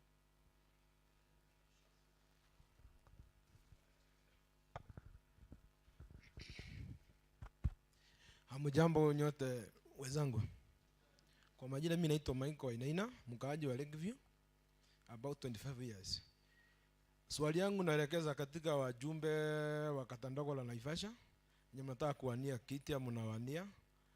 Nimesikia kama mkisema katika mkichukua ofisi ya LakeView, kila mmoja atahakikisha iko na usawa. Swali nje tukianzia baka kule juu. Tunaonana tukianza na mheshimiwa Alex. Mmekuwa katika ofisi ya mheshimiwa Jane. Tumeangalia tukiona lazima mnasawadi wenye mkufanyia nyinyi campaign. Sijui mtaifanya namna gani uondoe wenye mkufanyia campaign, uweke si aje tutafanyia campaign. Swali lingine nalo ndio mnaongelea mambo ya basari. Basari mkiangalia ile pesa inatolewa na county, itasatosha wala watu wenye wanahitaji. Swali lingine, hiyo watu wanahitaji wala wanavuzi wa day na wa boarding ni wagani wa maana sana. Manake nikiangalia katika kata yetu ya LakeView, katika Kihoto ndio kumekaa wapangaji wengi. Na ukiangalia katika habari zimekuwa zikigawana hata kwa mheshimiwa Jane ama mbunge hapa na MCA mwenye yako. Tumekaa tukiangalia katika maraini Marad Road ndio mnaendelea kupatia hizo mabasi. Sijui mtafanya namna gani? Landlord ametoka kuchukua land kwangu, amenifungia nyumba, tuko naye kwa laini. Au sana kufungua yangu sipati, yeye anapata. Sijui mtaangalia swala namna gani. Na ile ngine swali yangu la mwisho, na nimesikia mkiongea mambo ya lake ama nini, lakini katika LakeView ama Kihoto tumejua sisi wakazi hapo na sutifichane hapo. Katika shamba kupata hapa shamba ni kubwa. Hiyo ni shinda yenye inatugharimu sana. Nikisema mimi kama nataka kununua plot yangu nauza milioni 5. Yari county imepeana kama ni plot wanunua shilingi milioni 2. So naona hiyo ni shinda yenye sijui kama mkipata hiyo nafasi mtekabiri hiyo maswali namna gani na hiyo janga tafikisha hapo kwa sahi. Thank you so much. As Nixon prepares for online questions, we will pick 2 from the crowd. Yes, thank you so much. My name is John Kinodia. I'm a resident of Lakeview, Kayole in particular. I'm also representing a village called Shalom Village. Shalom Village, kijiji cha Shalom. My question goes to Daktari. I think you have just said something which I think we are supposed to think na kujiuliza sana. Wakati umesema kwamba governor muwe marafiki na governor, and we believe that the governor, this is our taxes. It is not because we are so vulnerable that we are supposed to beg, to go Your on question? our knees. Go to your question, please. So I think we are not supposed to go that direction of maybe to the governor. Maybe just a concern to the Mr. Njoroge. Your work is not implementation. I think your work is to just oversee, so that we will not be saying huyo MC hajatufanyia, tutasema taxes zetu hazijatufanyia. Or those, it was just a concern, not a question. Thank you so much. My name is Dominic Wanda. I want to ask a question directly to Mr. Alex. Actually, Alex alikuwa one of the chairman in CDF here in Naivasha constituency, and then your board, when you ulikuwa na chair, walikuwa only one tribe, Kikuyu. There were more than 10. And how are you making us tuweze kubelieve kwamba if at all we will give you this position, hautakuwa naweka one tribe? Another one, I want to ask now, nyinyi nyote, another question about we youth. In Lakeview ward, we are talking about tarmac loads and whatever. Mnaweza enda kufanya nini ndio tuweze kupata more jobs in Lakeview ward? Because most young people, they are suffering, hakuna kazi. And then we have Banda. Banda ni place ambao watu wanakula samaki, si ni kweli? Na nyinyi kama MCA mkienda pale, most people, leaders, wanaenda wananyakua hizo uwanja zenye zimewekwa Sapanda, kwa sababu wamechua kwamba kuna ile traffic ya people watakuja kukula pale. So you leaders mnakuwa the first people kujinyakulia hiyo shamba.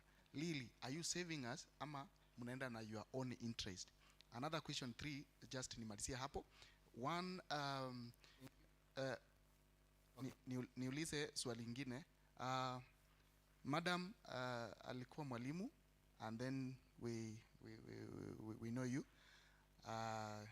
You were supposed to resign mwezi wa pili, and then ukaresign mwezi wa 5.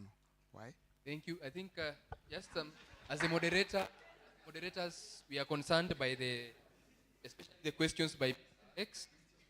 I want I don't know with this mic. 2 questions require some clarity.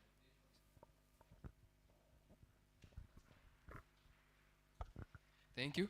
So the question on the CDFC, the NGCDF committee, if any one of us, and I think if you can supply the name, the membership to the moderators, then that question can be answered.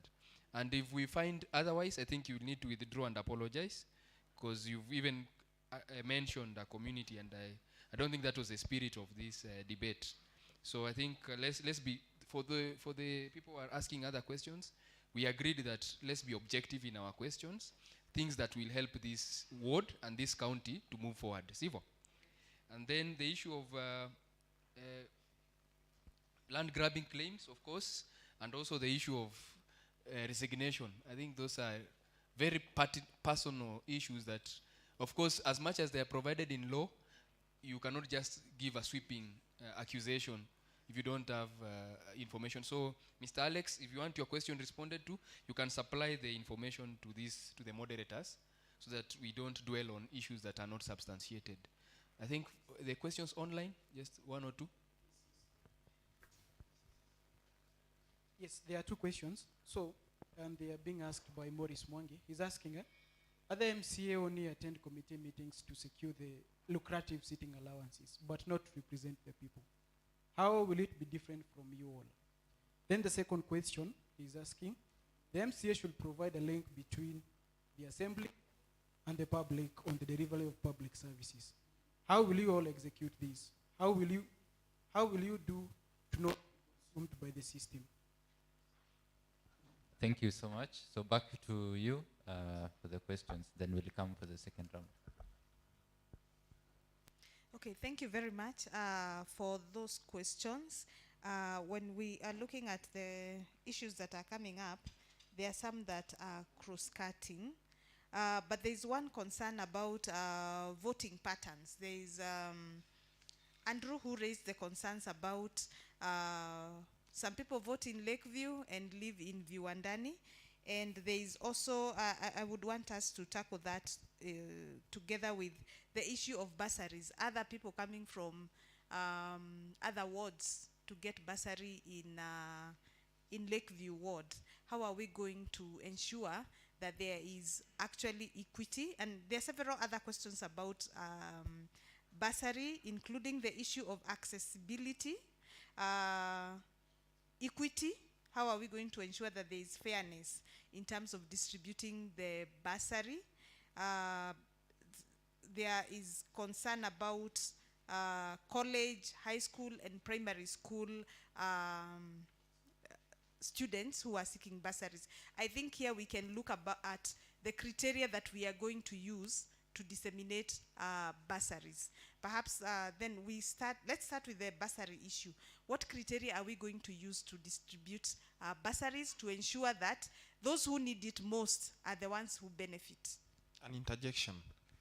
I think my name was mentioned somewhere to the full, and you gave the gentleman time to even state why this and this. I think I want to just give some clarification.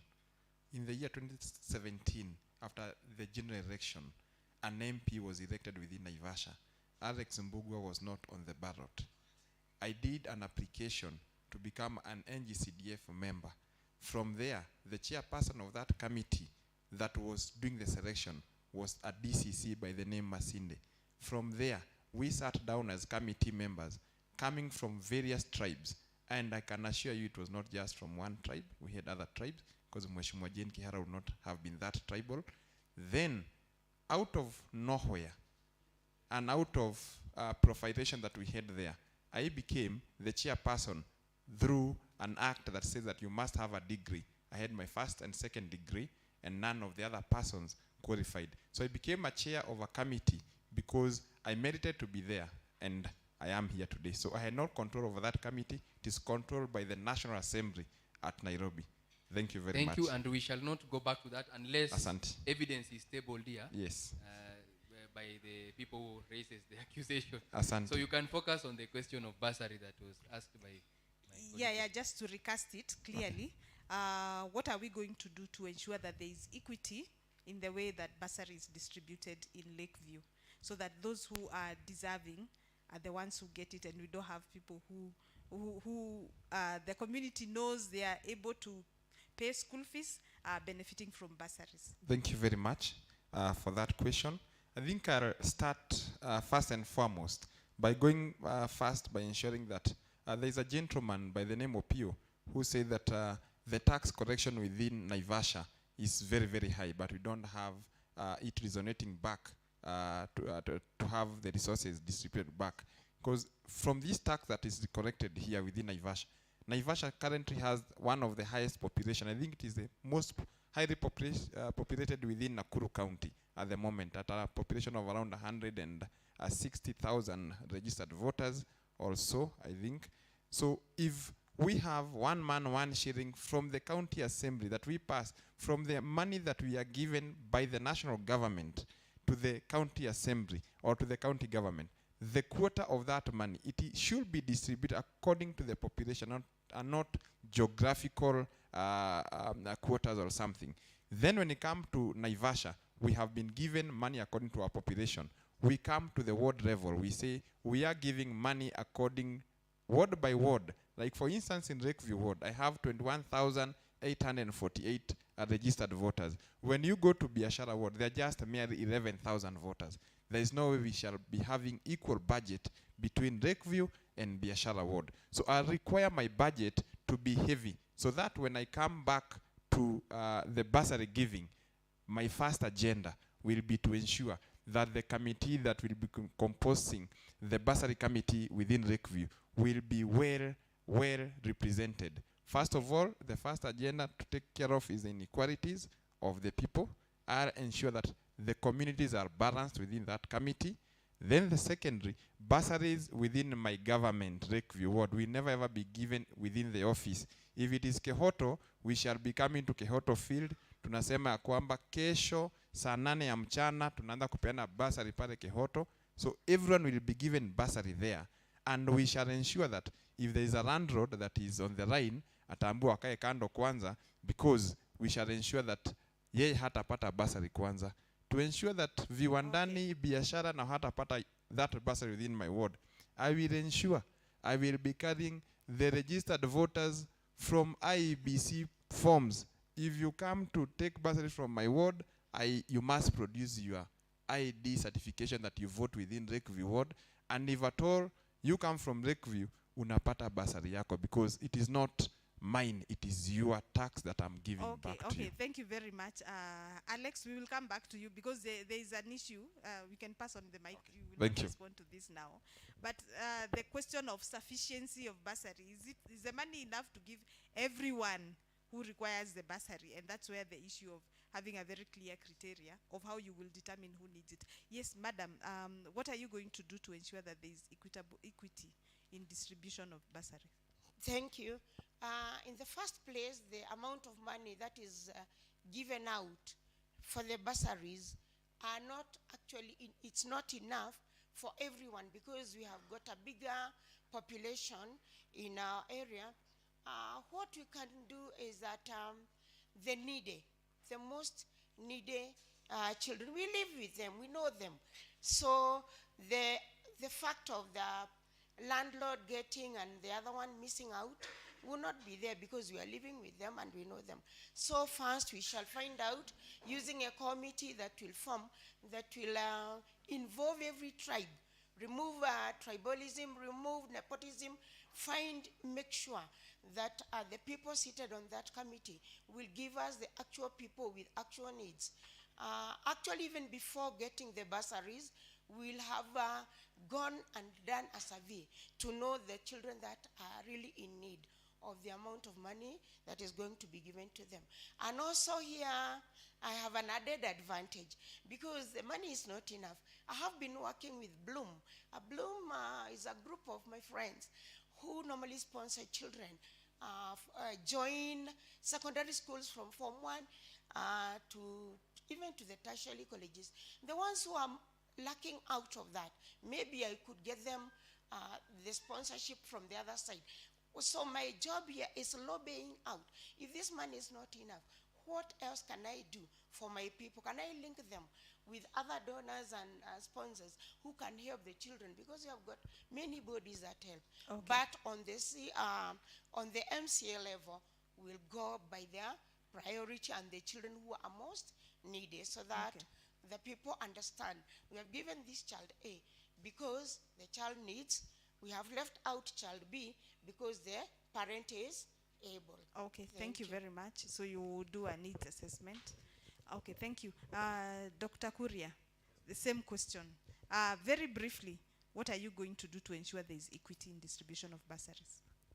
I think the question of integrity here comes into play a lot, because there's a report that got into our hands, and I think my peers here know about it.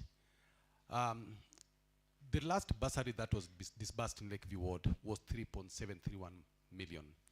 But I can tell you for sure, the money that got to government schools was very little. Let's give an example of Milimani Secondary School.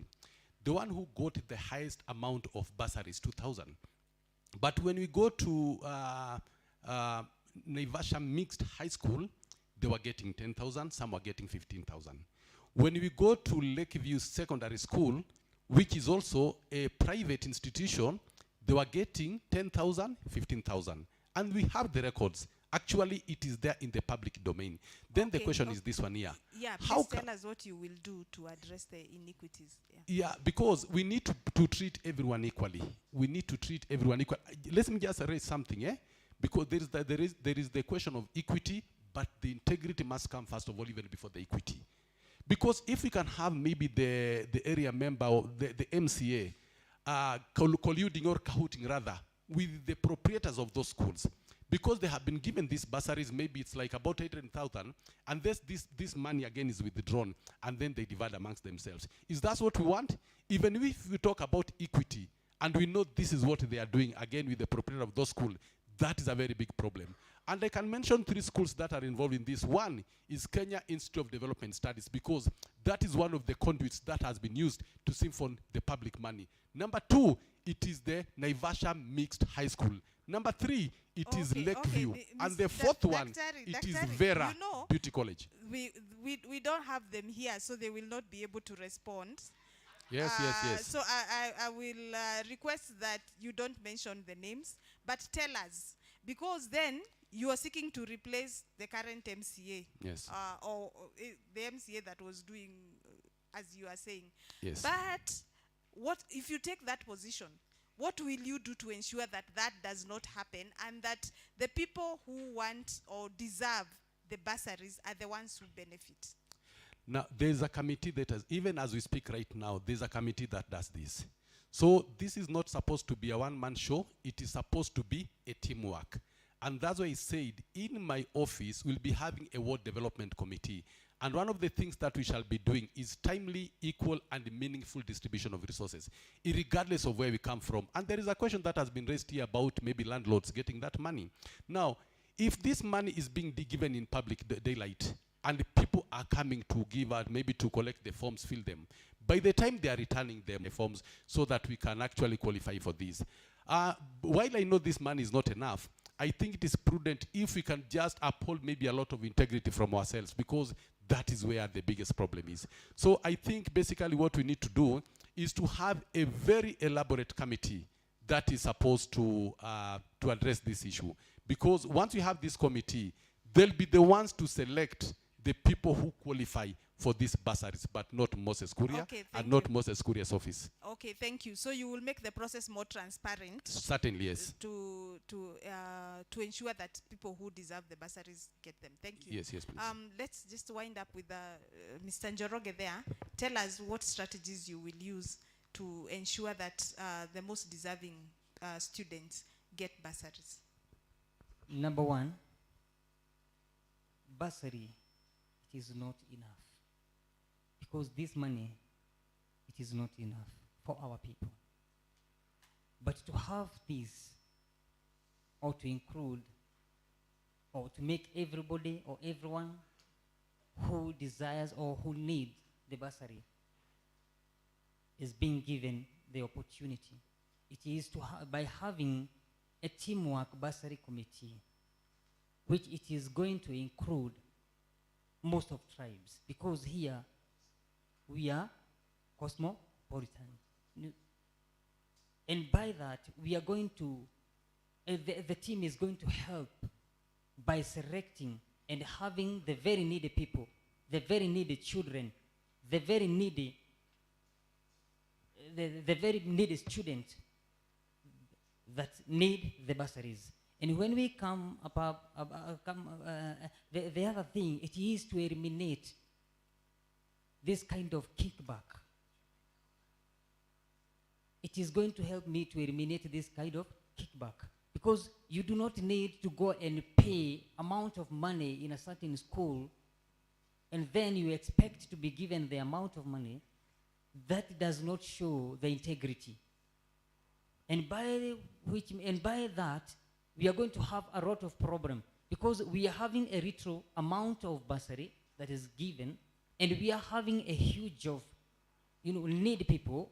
So we need to share this to everyone who is in need, so that we can equalize, or we can give all the opportunities to the needy. Now, as I finalize, or as I add up, I am going to introduce all the bursaries are going to be given in the field, not in back doors. So if you apply for a bursary, then you correct your check at the field. Kila mtu akiwa. So that if these people, they know one another, they know each other. So some of these people, they are going to be, to feel ashamed to come and have a bursary of 3,000, and yet they own and they have properties, and they are able to take their children or their children to the best schools. So into that, we are going to make sure that the bursary is being given to the necessary or to the needy people or to the needy students, to the needy children, so that we may, at least we may try to make sure that everybody, there is no complaint. Thank you. Thank you. I think we all agree. You have all said the same thing. The issue of having an all-inclusive committee, the issue of having needs assessment, being transparent. I was expecting someone to say maybe even the list will be published. You didn't give me the chance to speak. Of the bursary. Madam, I think Alinikata Kasema, I think I didn't get the question right. You proceeded. Okay, so you started by addressing an accusation. Okay. Yes. Okay, yes. 30 seconds and then we Thank you very much. I will ensure that once I get into this office on the 9th of August, first of all, by formation of that committee that is working smart and considerate of the people's feelings, I will also ensure that starting immediately, we have a LakeView Foundation, whereby we can talk to the flower farms or the hotel industries within Naivasha, so that we have one kitty that is managed by a different committee, whereby these people can pump some money there, and we get a parallel organization or a parallel way of working, whereby these people can be sponsoring some students within the schools in different levels. I think the hotels are very willing. Like the hotel where we are today, I think even the management is willing to work on that. I will also ensure that I will start an investigation, as Moses Kuri has stated here. In my first 10 days, we must start arresting some people who have been using these bursaries wrongly. They must go to jail and rot there.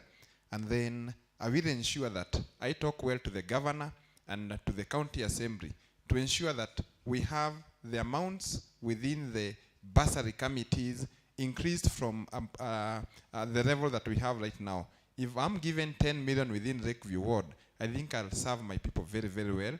At the same time, ensure that licenses and other businesses are enabled within LakeView, so that my mwananchi do not beg on bursaries, but they can do other businesses to pay for their own school fees. I think that is what I aspire to do. Thank you so much. It appears, before you continue, it appears this issue of bursary is very emotive. Yes. And I have a point to add just to one that, point, yeah. I was thinking that Use the also mic, please. if we could work well also with MP, with the area MP who will be elected, we would maybe see the children that have been sponsored from that other side, so that we don't have a case where a child is given a bursary on this side and on the other side is also given where another one is lacking. So if we would harmonize, they produce their list, I also produce mine, and that will cover a larger group of children who are residents of LakeView Ward.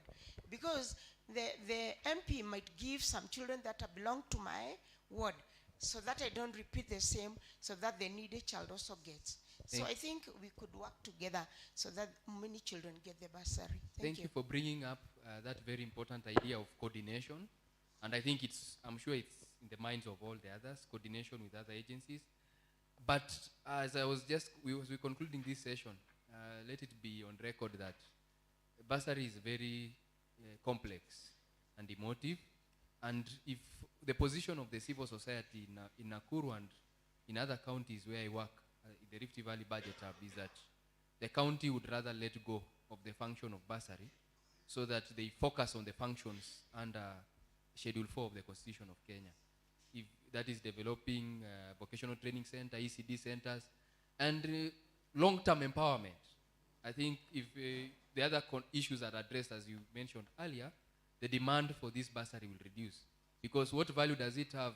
Somebody has been called to a school where they are supposed to pay 60,000, and then because of your ambition to try and reach as many people, you end up giving him 5,000. You know, that child will be wasted at the end of the day. So we better even have scholarships as opposed to the bursaries that is used politically. And you have raised all other malpractices that has happened in the country from experience. So I think that's an issue we need to reflect again. So as you fine-tune your agenda, kindly reflect deeper on the same.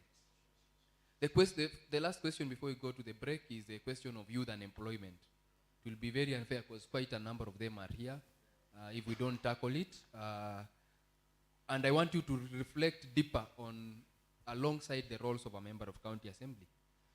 How would you tackle? Because I know the areas you have mentioned, the informal settlements, youth and employment is very high, and of course in the country at large, but is a question of holistic empowerment, you know, because if you talk of maybe getting jobs for one or two, you will not have solved a problem of that. But let's hear your ideas. How are you going to tackle youth and employment? Everybody, maybe 2 minutes, just direct the point, what you can think. Just hit your points direct, and then we take the break. Thank you very much. On youth and employment, I think I would start by implementing what President Kenyatta has already stated, an executive order, that 30% of all the tenders within the government should go to youths and women and people living with disabilities. So ensure that those people have the right to access, and you enable them to access all that. Secondly, I will ensure that I start a bill within the county assembly that we always state that we have a scholarship program or a county working program, an internship program within all the hospitals, within all the offices that we have within the county government level, to ensure that a child from Moro or anywhere else, Naivasha, LakeView, will always have a chance to work at the government services and free of charge at that level. Of course, they'll be having some stipends from here to here.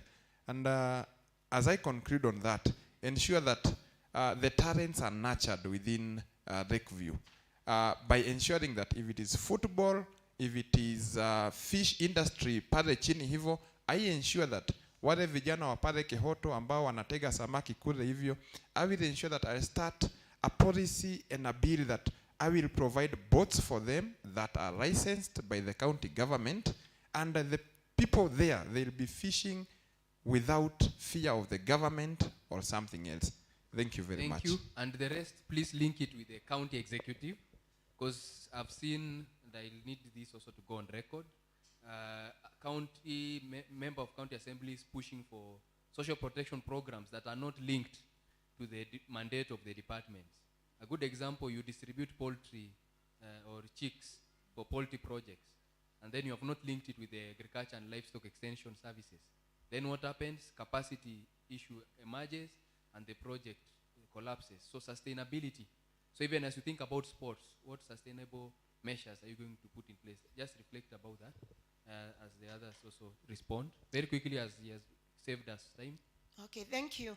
Apart from those jobs in the offices, I would like to put the children or the youth through the innovative courses, like the tertiary colleges, and maybe train, assist them, join the work that they could do with their hands, like electricity, plumbing, and all that. So if I could get there, I would maybe raise a bill where we could put these children into those tertiary colleges so that they have training, so that they are able to do their own work. They self-employ. Apart from that, the other way is we could look for little funding so that the youth are provided with maybe machines, they do the car wash, they provided with nets, and then they do the fishing. So I think we could help them by actually giving out ourselves. through our sponsors, as I had said. So that apart from depending on that, because at the county assembly, maybe you provide 1 or 2 with the jobs. I understand that once you get there, you are given an opportunity to give like 2 people. That one won't help. How do we reduce the people on the ground? We look for jobs that to sustain them by empowering the youth, the women, and not the others. Thank you. Thank you, Daktari. Mine is very simple. Actually, my agenda or manifesto number 4, it is the establishment of Information, Resource, and Labor Center. This Information, Resource, and Labor Center will be able to cater for the needs of the youths. Take an example of the jobs. And let me just ask the youths who are seated here in. Do you know the government hires through Kenya School of Government? Do you know the Kenya School of Government? If you want to get any government job, just go to their website. And there are so many jobs. I know our youth are learned here. Those who have got the papers, then what do we tell them? They need those jobs, but do they know where those jobs are? So for the youths who are here, pass the information to your peers. If you want to land a job with the government, just go to their website, Kenya School of Government. They've got a whole entire human resource department that shall enable you to place your CV there. Once opportunities arise, then they shall be able to call you. 2, I'll be in touch with this office, because actually the people who work in those offices, these are my peers at the university. These are people that we know each other at personal level. And I can assure you, this is information. Information is very powerful. And I can tell you for sure, information is very powerful. And if you want to know if the information is powerful, just try ignorance. And you'll see how ignorance will treat you. So that is 1. 2, I'll be having, in fact, I have an organization and a foundation called Engineer Moses Kuria Foundation. This will be another avenue that we shall be using to ensure that our youth get the best. And these are the facts that people do not want to speak about them. Thank you so much. I'll put you on the spot. Would you not be promoting nepotism and discrimination if you say you lose your position to secure positions for the head? Because actually, the reason why I'm saying this is because they come to us. Moses Kuria, can you assist me to do this? Can you assist me with this job? Now, what I'm trying to say is this, can I be a link? Can my office, I've just said, I think you're talking about linkage, it's okay. If it's linkage, it's okay. Linkage. Okay. Yes. It's okay. Yeah. Let's hear from Karanja. Joroge, sorry.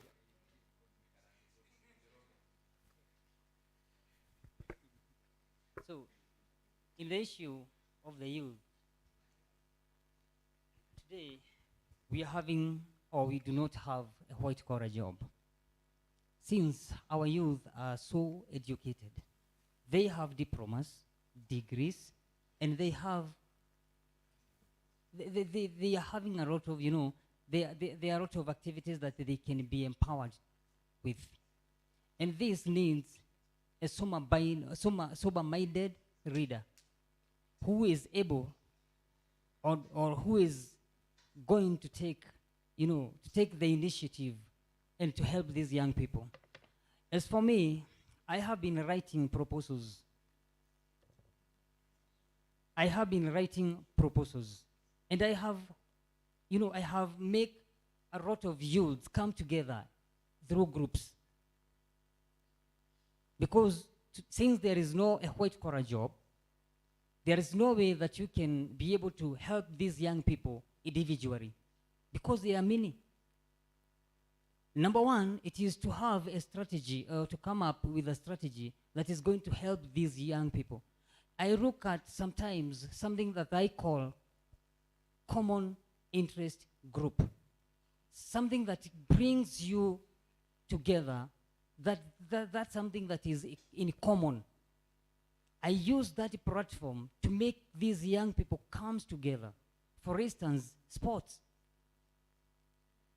They have the one thing in common.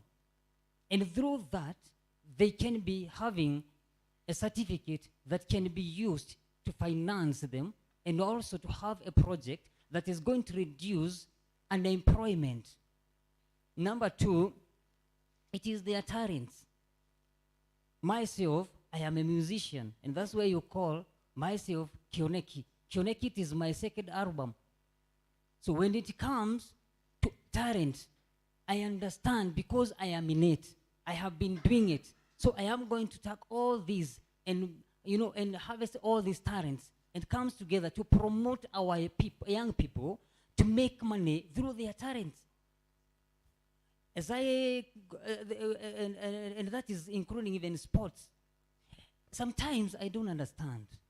When we have a sports, wanacheza kwa uwanja, and they have families, after sports, sometimes I go to this field and nawauliza maswali. Umecheza dio the whole day. Umetununuliwa kiatu na kashati. What about your family after mchezo? Watabenefit na nini? Watoto wako watakula nini?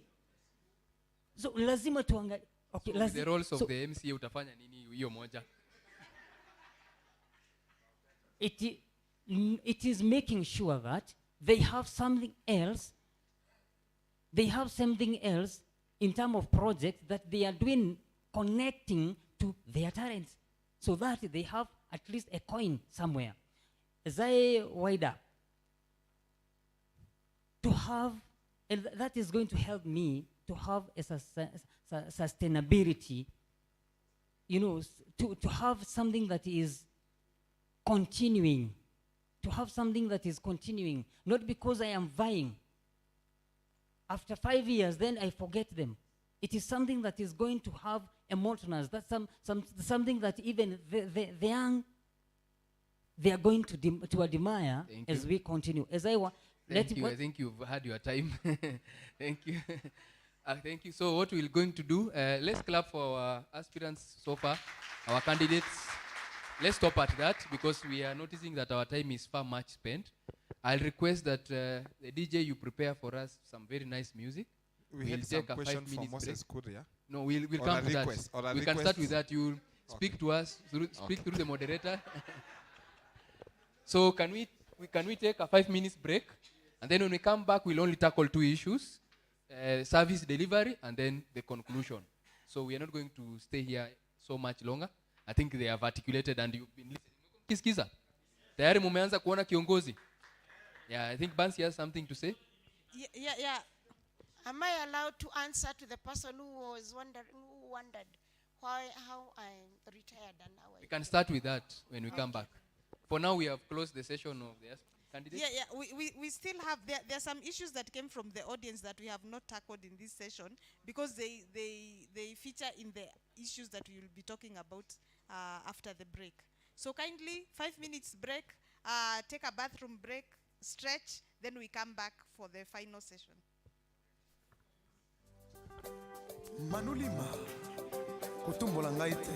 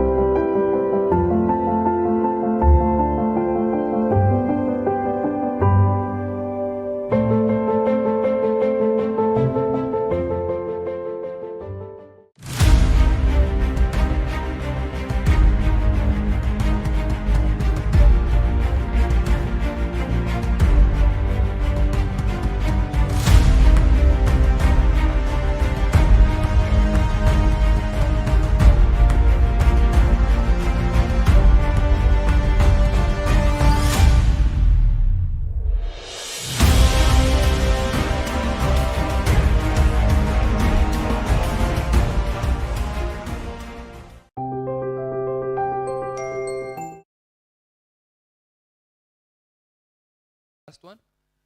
We have agreed on how we'll tackle it, make it brief. So again, remember the ground rules. Let's try to avoid unsubstantiated. I think that came up. Accusations. I think that will not help anyone for now.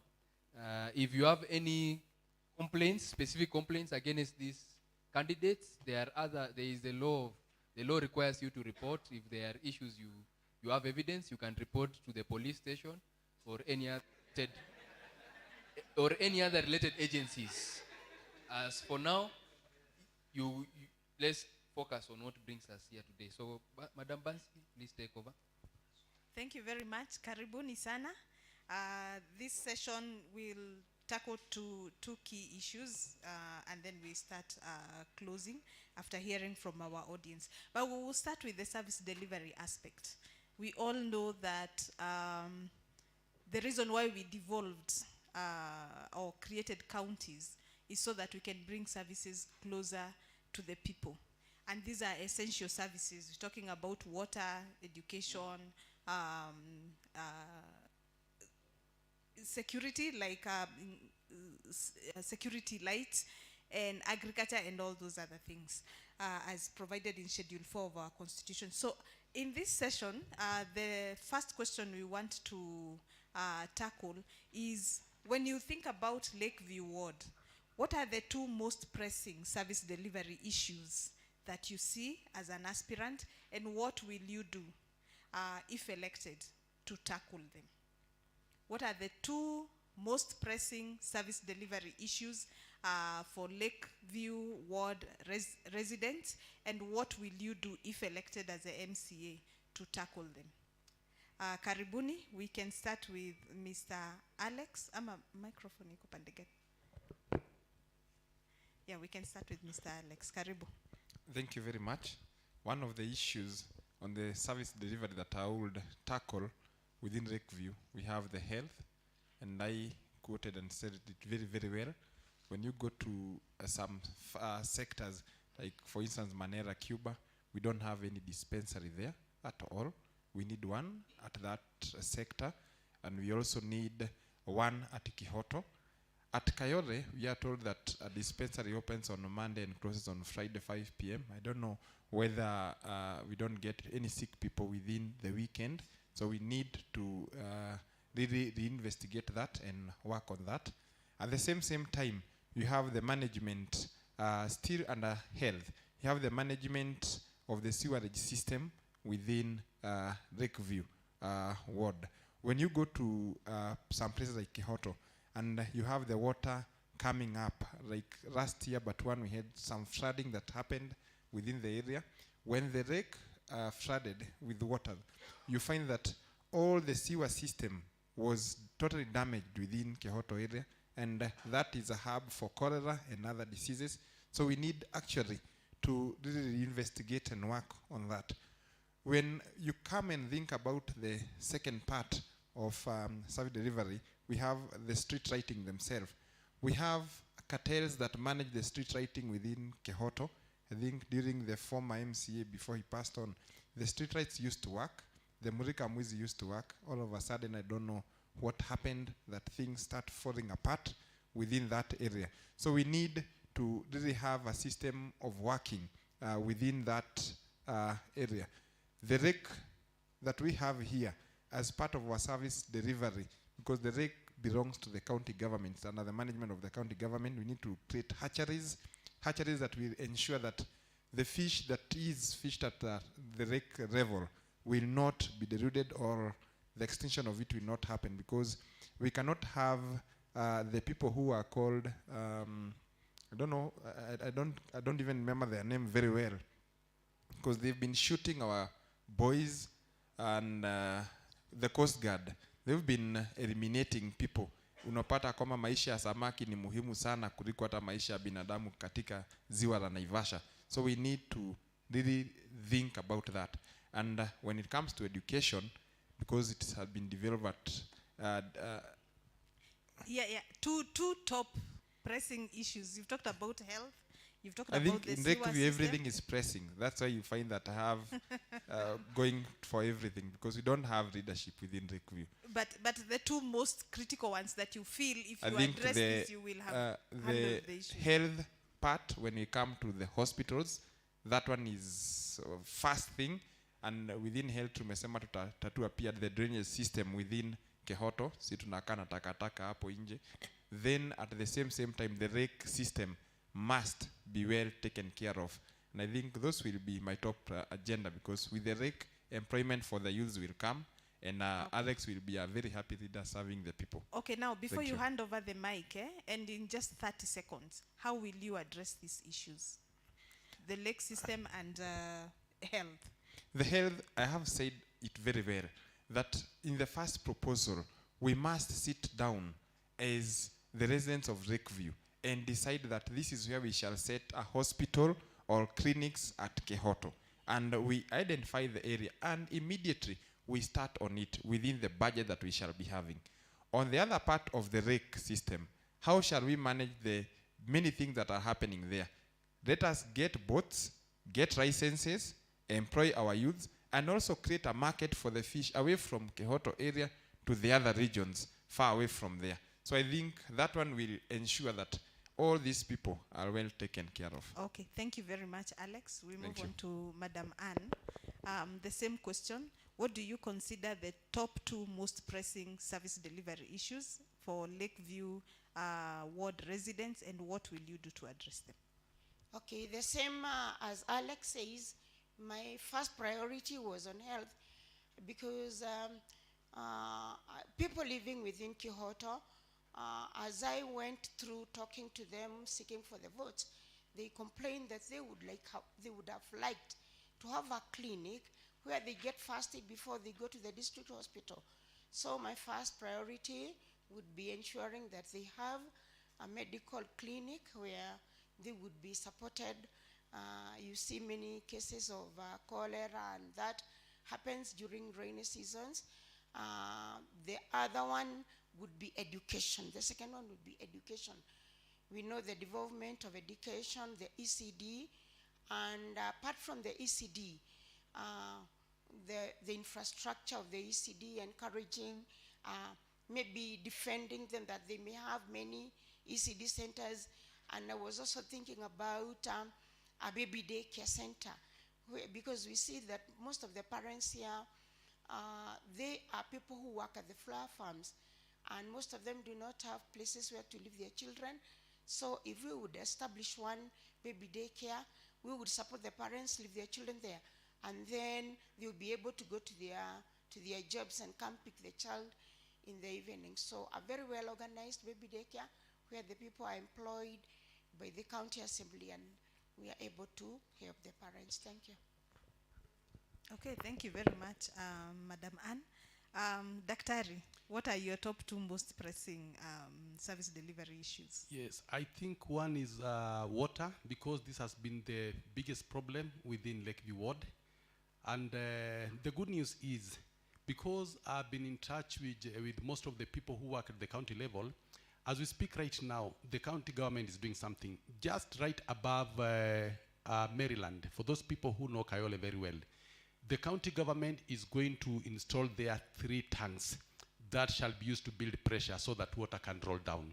So that one is going to happen. So basically what I'll do is to collaborate with the officers concerned, maybe the CCs, with the help of the executive, so that we can have that taking place. So that is good news, because it's an issue that I wanted to address, and because when I went there, I realized that something is happening. Mine this morning, rather this afternoon, is to give you good news, that there's something is happening, and I've been trying to pursue it. Number 2 is health. Number 2 is health. Now, we are having level 4 hospital here, which is being scaled up to level 5 hospital.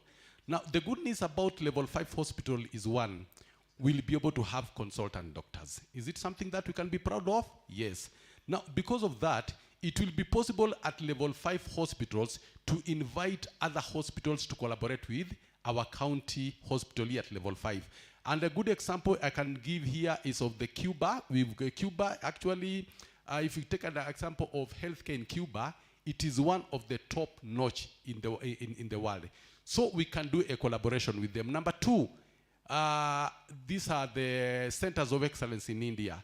So also if the county government can be able to collaborate with the centers of excellence in India, then I think Naivasha, and specifically we are talking about where our hood is, will be at another level when it comes to healthcare. So those will be my two pressing issues that I want to pursue. And of course, not forgetting the issue of the ECDE and baby care centers. Thank you. Okay, thank you. Water and health for Daktari. Health and education for Madam Anne. And health and lake system for Alex. Now to our colleague here, Mr. Njoroge. What do you think are the two most pressing service delivery issues for LakeView residents, and what will you do to address them? Number one is education. Because once the community have no good education, even the least, it cannot be taken care of. But once we are having an educated people in the community, we are going also, or even themselves, they are going to take care of their resources because they know the importance of it. And this is by initiating and collaborating with other partners to have enough money to make sure that the education is taken care of. Number two, it's all about water and health, because you cannot have health without water. In the hospitals, in the dispensaries, if there is any dispensary with no water, then you have no dispensary. And in this term, dispensary, it is not about the building. You can have and construct a building and call it a dispensary, but without the necessary things that they are needed to take care of that hospital or that dispensary, to take care of the people in that dispensary, then we are going to have just a house or a hall. And to add on another point to that, to the health, our dispensaries, they have no laboratories. They have no laboratories. And when we talk about the referral, it is if the dispensary doctors or the nurses, your disease or your problem is beyond them, they refer you to Naivasha District Hospital. And that's why we talk about the referral. But once we are not equipping our dispensaries in our ward to have the facilities to take care of our children, our young mothers, our elderly, our PWDs, so we are going to be talking about the dispensaries, and of which we are having the houses or buildings. So in Kihoto, we need a dispensary and with a laboratory. And also in Manera, the same. Kayora, we have it, but it is not well equipped. So we need to have an additional a good laboratory to have, and also to have workers, to have, to be given the nurses, the enough nurses, so that we may have enough facilitators to take care of our people. Thank you so much. I'll do a follow-up for all of you in that order, just from the last person speaking. You've talked about education, and listening to you, you've touched on national government functions. Listening to you broadly, you've talked about education broadly. I don't know whether you have thought about the county government function or the county government role in education, and now where does the MCA come in? Yes. Number one, when you look at right now, the situation is where you go to a certain school, for instance, a Unity Primary or LakeView Primary School, you get into one class that holds more than 100 and 30 pupils. That is Let's give him time and then 130 to 150 pupils in one class. So as an MCA, I am where going do to you come in? I am going to Robbie to have enough classes or classrooms to divide these children, to divide these pupils, and also in high schools, so that once you equip or once you Robbie and you support the education, you are going to see the importance of it. Thank you. So I think lobbying, is clear. So I think I wish you had mentioned the NGCDF lobbying there and the Ministry of Education. Thank you to Daktari. You are just a follow up. I think your time is up. A follow up on the issue of county government has already done. You've talked about 2 water tanks. They are planning to do 2 water tanks. Yeah, that is supposed to start anytime soon. So tanks. What came out in our conversations with the community earlier is that the problem, we might be having water in LakeView, because we can't say LakeView is not connected to any water system. Yes. There is a system, but there is a bigger problem. Hours of access. There is a bigger problem of hours of access. There is a bigger problem of distribution. So I don't know what you have thought about it, and unless as much as possible, let's stick so that we don't end up being, even you yourself you'll be frustrated if you want to now go and buy pipes from the hardware to come and distribute. You can't use your money. Okay. All the money has to go through public participation or the department concerned. So what are you thinking about distribution? And think about equity, because there are locations you mentioned that do not have water, and think about sustaining that service delivery in a way that there is universal access. Okay, I think numbers don't lie in this case here. Now, when we talk about serving everyone equitably, we can give an example of perhaps having the people of LakeView having these.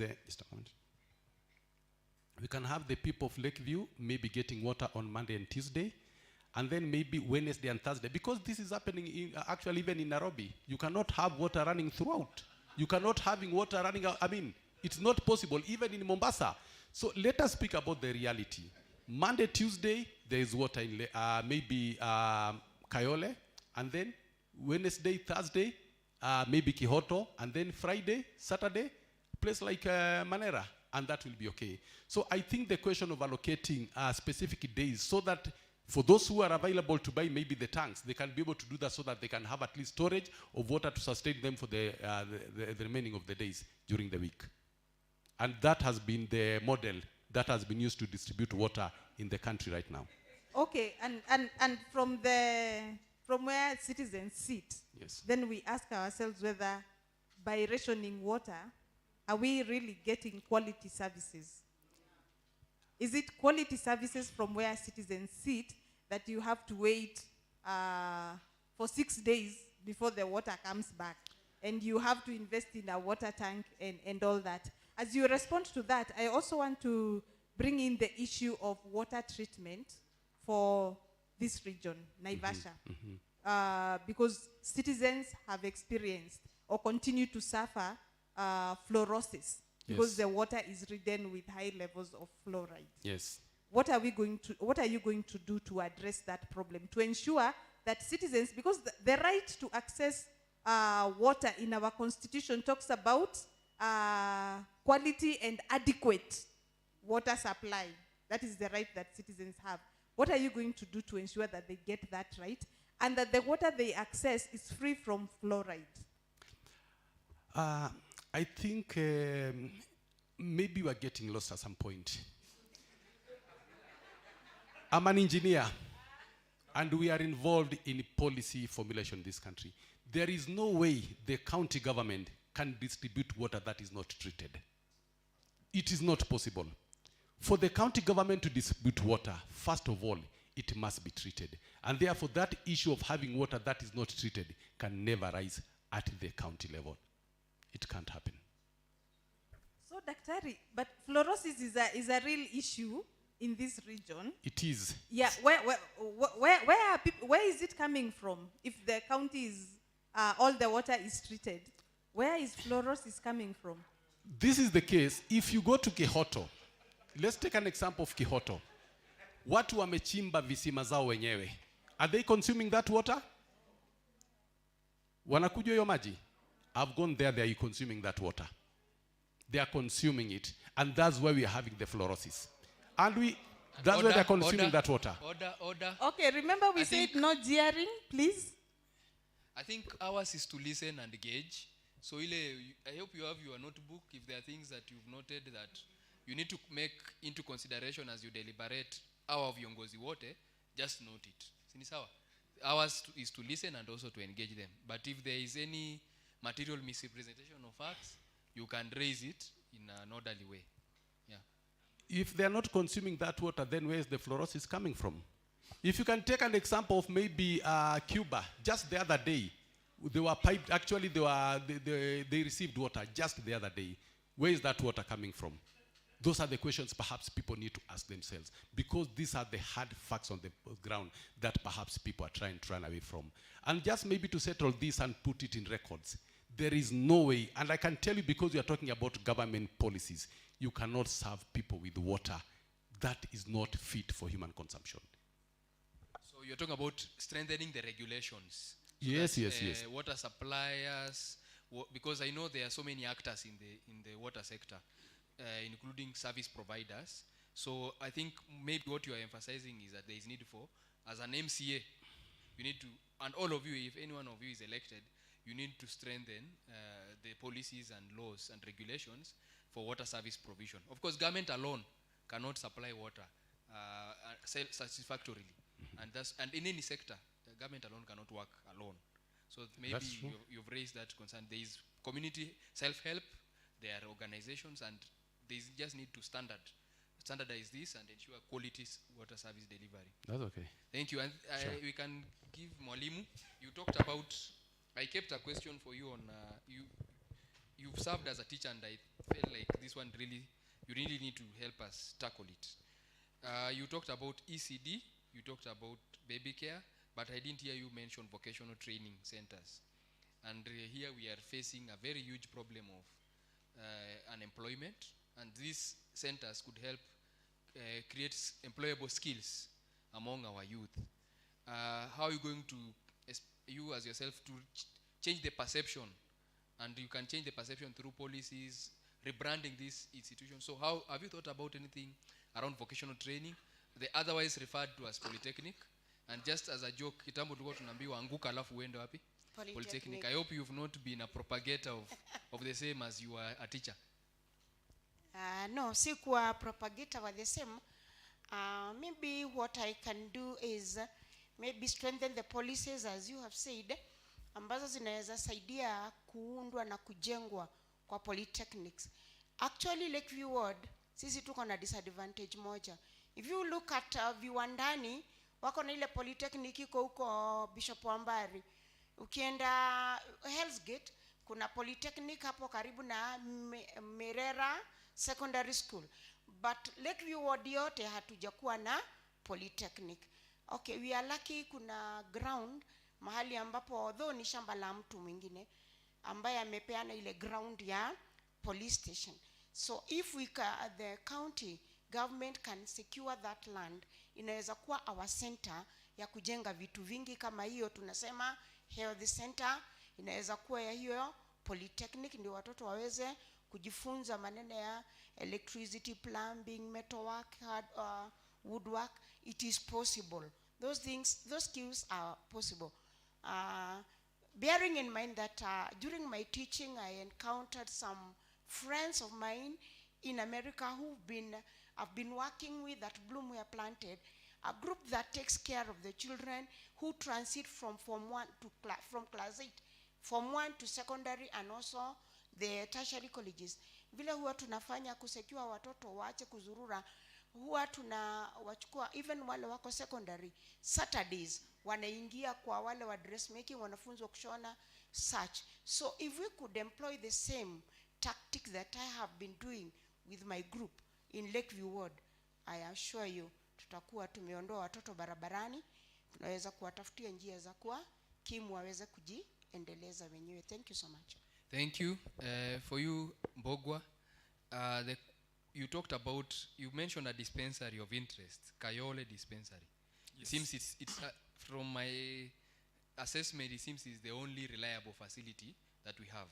And you mentioned that it serves between Monday to Friday, and I am sure between 8 to 5 at minimum, I'm sure, maybe.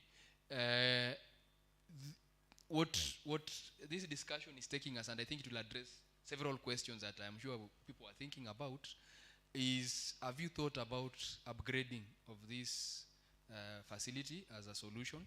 And do you know of the process? And or are you willing to learn and maneuver, help, lobby? Because there is a very long process to upgrade a facility. I don't know whether you know or you have thought about it. Just your thoughts. Thank you very much. I think Kayole Dispensary is one that is well located, where it is located, serving the people of the great people of Kayole. And I think the only I'll be willing to run more on the expansion and what we can do further from there. But of major interest, I think we introduce the maternity wing within the same facility. We also introduce inpatient and outpatient facilities throughout that facility. You see, why we are introducing something like maternity wing. Moses Kuria here today has stated akona watoto wanne, which means Kayole is very productive because he comes with with that would ensure that we have people well taken care of. And I think through my aspect, as you know, some are very much rough. Through my aspect from the medical perspective, I think that facility can be ensured that it serves everyone.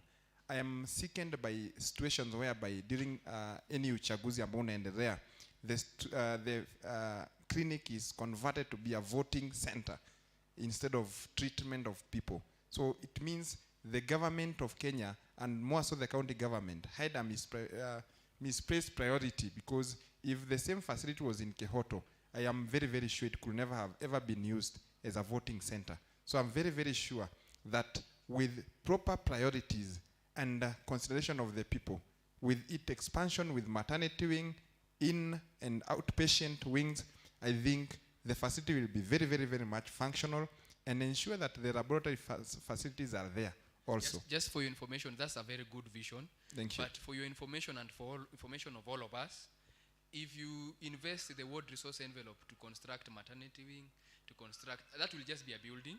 To construct a lab, it will be a very nice building. If the government policy is not addressed, they will never post additional staff, because for you to have a maternity, you need to have a clinical officer at minimum, and I know CHVs in the room will agree with me. You need the number of nurses needs to increase to at least 14. You know? I think we are up to the task to increase them, because that's why we want to get the job. Because Moses Kuria here has stated that Kenya School of Government, his friends work so there. So I'm talking about your role as an MCA in lobbying. Yeah, I'm saying the department that I'll place Moses Kuria under my government, so that he can help facilitate get these nurses and clinical officers within. So he is well taken care of within my government. Madam here, I think I will also ensure I send you to the US. Excuse you bring me, us. Excuse me. So I think the point I was passing across, and is not only to Mr. Mbogwa. I think you have a very nice vision, all of you. Think about lobbying for, of course, there are very strict steps, I am sure some of you have heard, of upgrading a facility. And it's not done by the county government, it's done by the national government. The county government applies. So it requires a leadership that pushes the executive to do that and also follow up.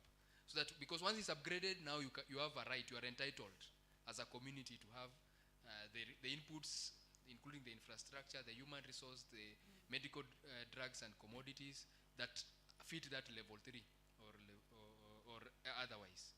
So I just needed to emphasize that.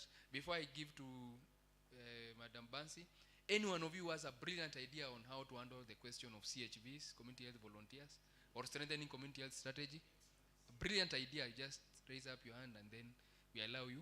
If it's something you need still to think about. I think I always have ideas. One thing that you deal with them is that these people work at very close proximity with the people. They interact with us each and every day. And they are the people who visit our homes. They know who is sick and who is not sick, which kid needs what help. And I believe that these people, they need to be considered by the county government, and all the remunerations that they can get, the remuneration should go very high. We should also have response unit for them. Maybe we can get movement, a vehicle for movement within the community, because I think these are the people who go very, very, very basic at the level of our households. And if so, these people should be facilitated. They move at night, so they need security.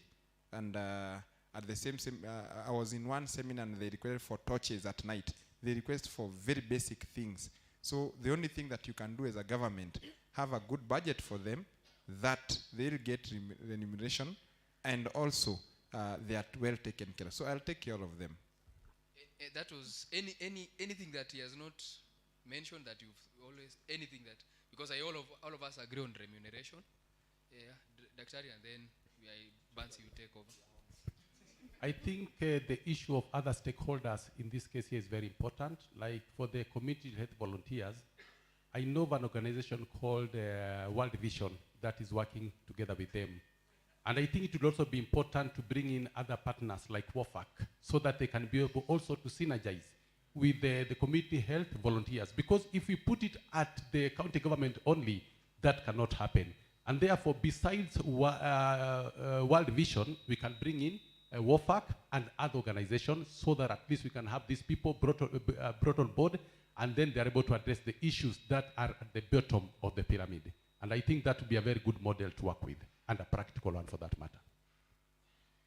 Okay, thank you very much for those ideas.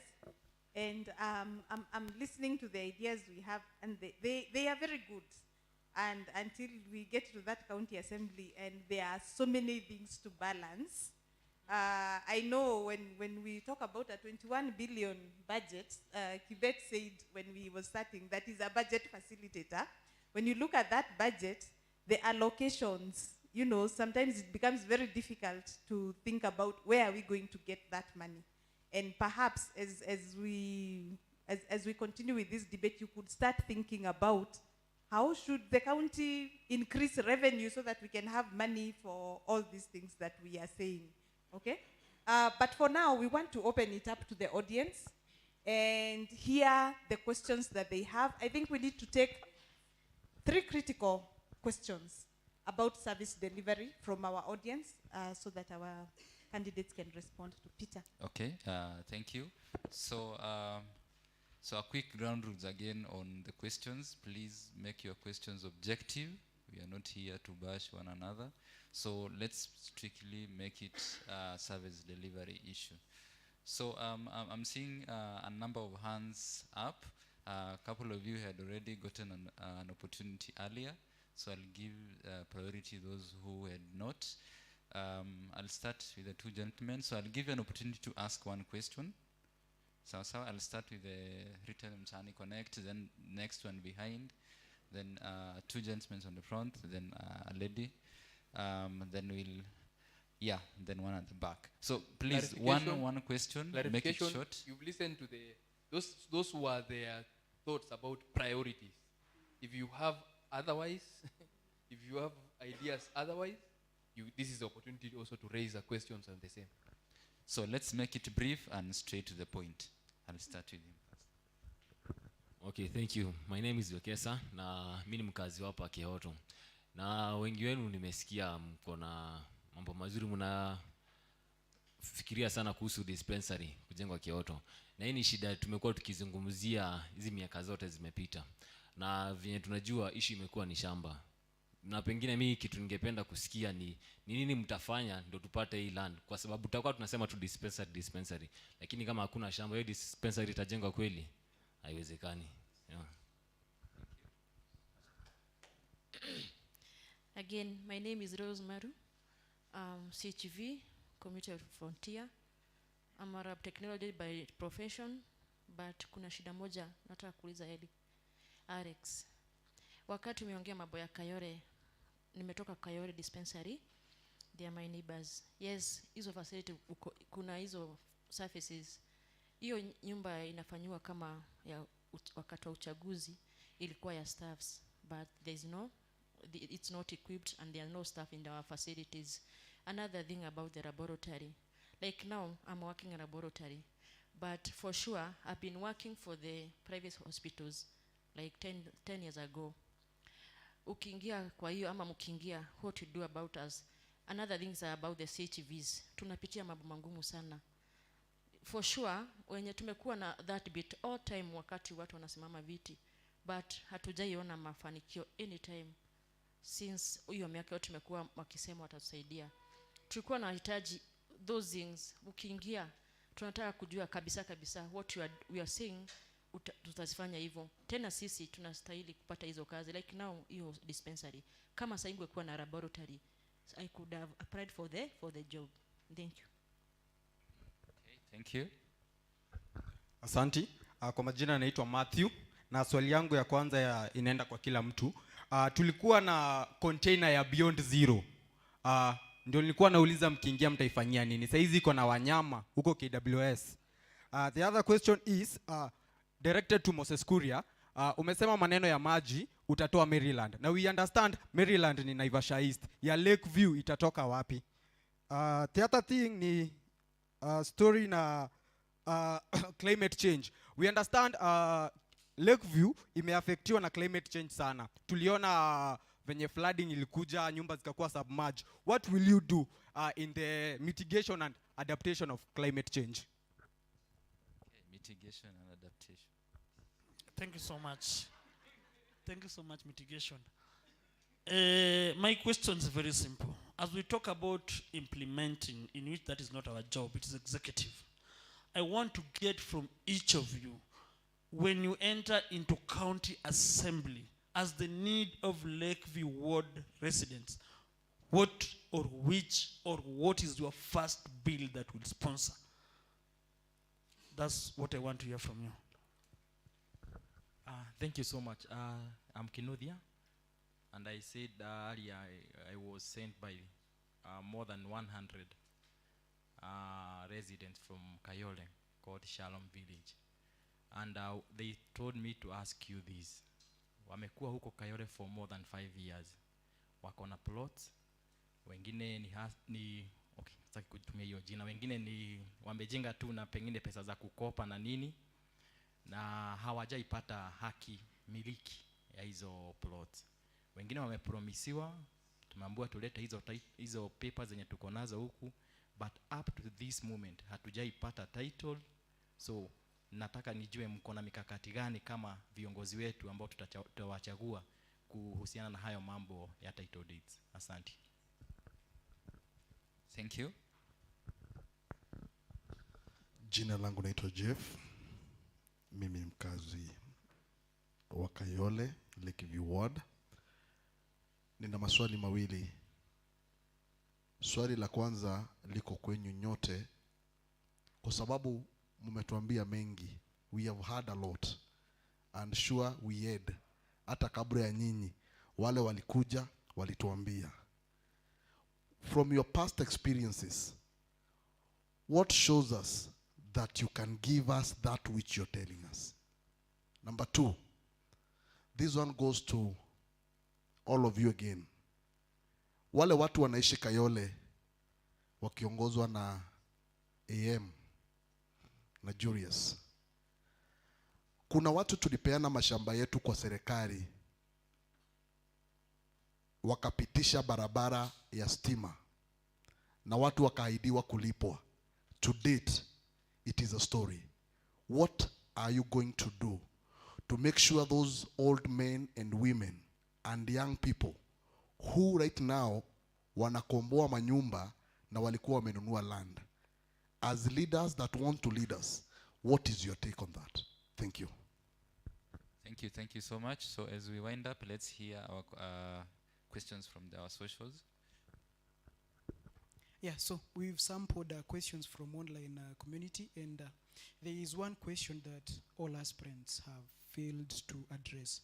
So it comes from Cliff CJ Jacob. He asks, question to all the aspirants: where do the PWDs fit in our society as LakeView ward? And what plans do they have for them in terms of educations and bursary? Thank you. Okay, so thank you so much for those questions.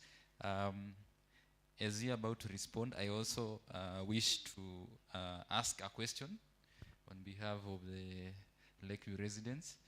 This is concerning the conflict that we have had concerning the fishermen community, the coast guards, and all that. So as leaders, what are you planning to do about that? How are you planning to address the issues of conflict surrounding the Lake Naivasha resource, bearing in mind that there are so many stakeholders involved? Thank you. Thank Back you. to you. So we'll start with the specific questions. Bansi is trying to summarize the cross-cutting questions. The question on land had been addressed to Mr. Mbogwa. You can pick that. The land for the proposed dispensary at Kyoto, if it will ever come. Thank you. It will come. Time has come. The future is here. Now, this land, we have so many. People are just concentrating on the big field that we have at Kyoto, that they state kuna disputes. If there are disputes there, we have then the second layer from Ramia Kwanza hapo hivyo. That layer, people are selling land willingly.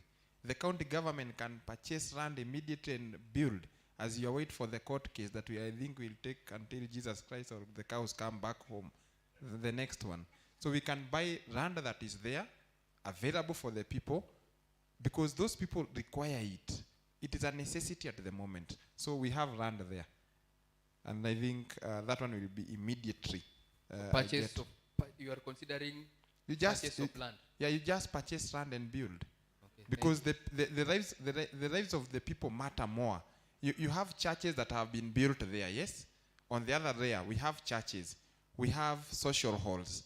We have fields that are not, kunapata ni kuku zimeekwa tu hapo hivyo. But people do not have a simple necessity, a hospital. So I think that one will be the easiest thing that we can do. Just purchase land and equip and build everything that we need from there. Thank you. I hope Mr. Wekesa and the people from that area, you've noted that. And I think it will also require the support of the community to allocate monies for and I think that time he'll be the first person within the public participation and ensure that you move that motion that we buy land. Thank you. Nothing else. Thank you. And then there was a question specifically to Daktari on the issue of water from. I don't understand. I also had a question with for him. We'll get to that point where you ask each other questions, but let's just respond to that. That was directly to you on that plan for distribution of water from point X. Yeah. Give him the mic, please.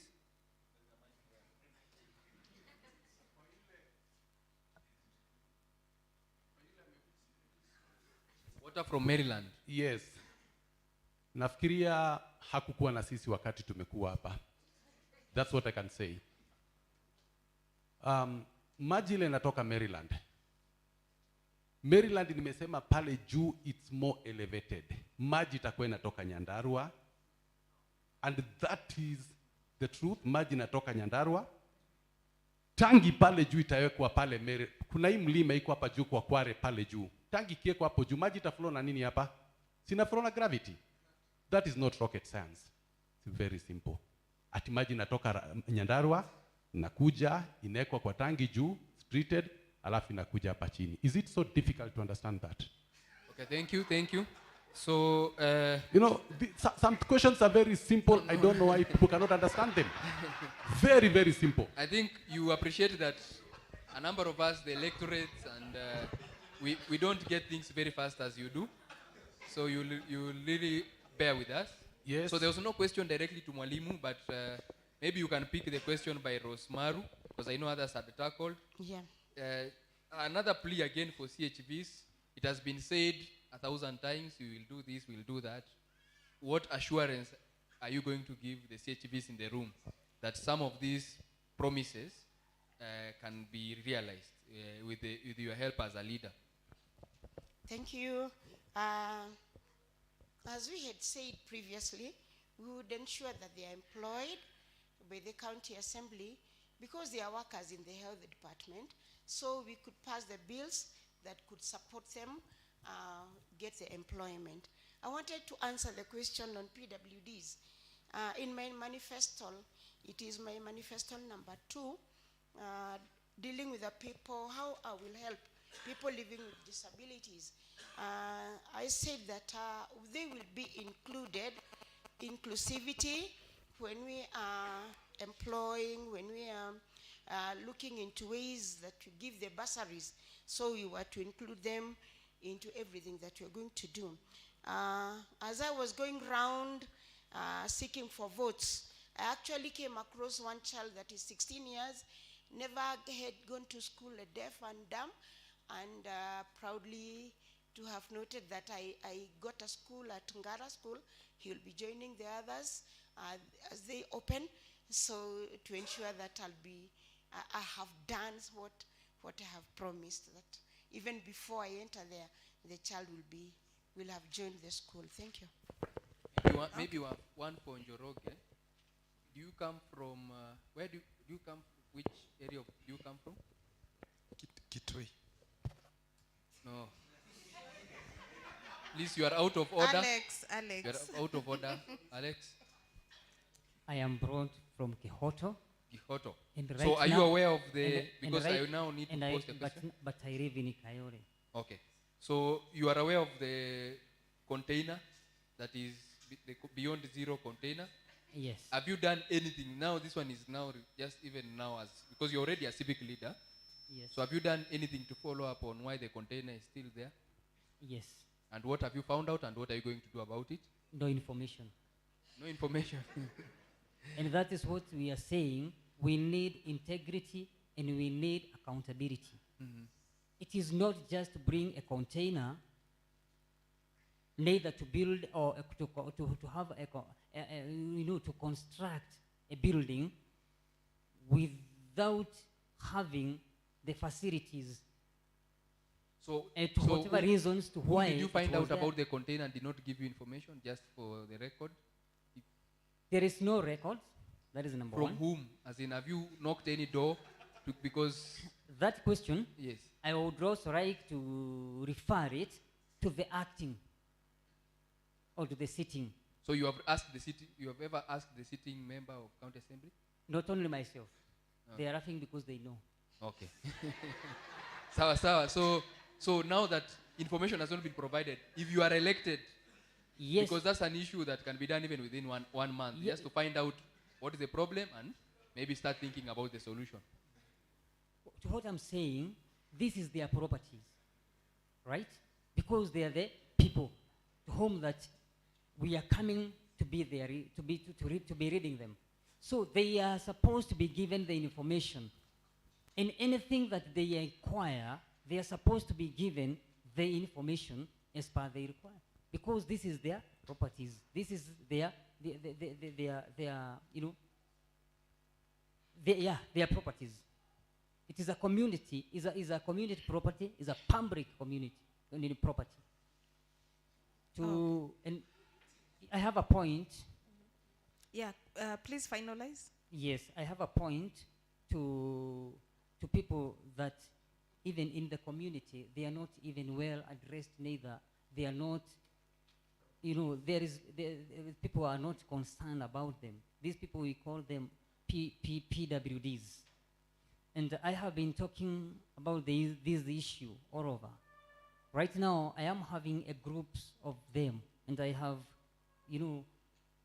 I have some projects that I have I have written the proposals right in Kayore, and also even in Kihoto I have several, even in Kayore I have some other groups. And right now I am having a group with, and they are doing online businesses. Okay. Through the project that I have initiated. So I was trying to say, in the community, we can have and also engage other community people, of other people, to have love to these people, to adapt and to accept these people in the community, for them to express their feelings. Because sometimes they are so somehow underrated and, it is like they are separated from the other people. So we need a leader who is going to take concern and to have love to these people and to even to these committees, it is good also to have one PWDs into the committees to represent others. Okay, thank you. So if you are elected, that's what you will do. You will ensure that they are included in decision making. Yes. Okay, thank you. Now we just want to look at the issues that have come up that are cross-cutting, and I know Daktari and Alex have not spoken to the PWD issue, but I will give you a chance. But let's start with the issue of climate change and the lake. Here in Naivasha, we understand the impact of the impact that climate change is having. We've experienced rising water levels in our lakes. So very quickly, we just want to hear what you will do to mitigate and help citizens adapt to climate change. In very brief, straight to the point, 30 seconds, each one of us. We can start with Njoroge, if you're ready. Are you ready? Yes. Yeah, please. What are you going to do about climate change? Number one, it is to let people understand and get educated about this. Because one, they know how, they know they do not have the information about the climate. Then they are going to, they are going to be getting themselves into the strategies. Okay, so public education is one of them? Yes. Uh-huh. Yes. Number two, you cannot control the nature. Sorry? And that is fact. So what we can do, it is to allocate and to see the places where people are supposed to be and where are not supposed to be at the particular time. For instance, when you come or when you see or when you look at in United States, wherever there is this, we call them the what? The time of the time of winter, and such things. They get prepared to a certain time. So if these people are getting the information, so they are going to be preparing themselves when a time comes to such a thing.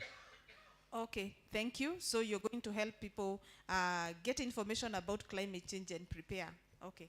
Daktari, what mitigation and adaptation strategy, climate change adaptation strategies are you going to use to tackle this menace?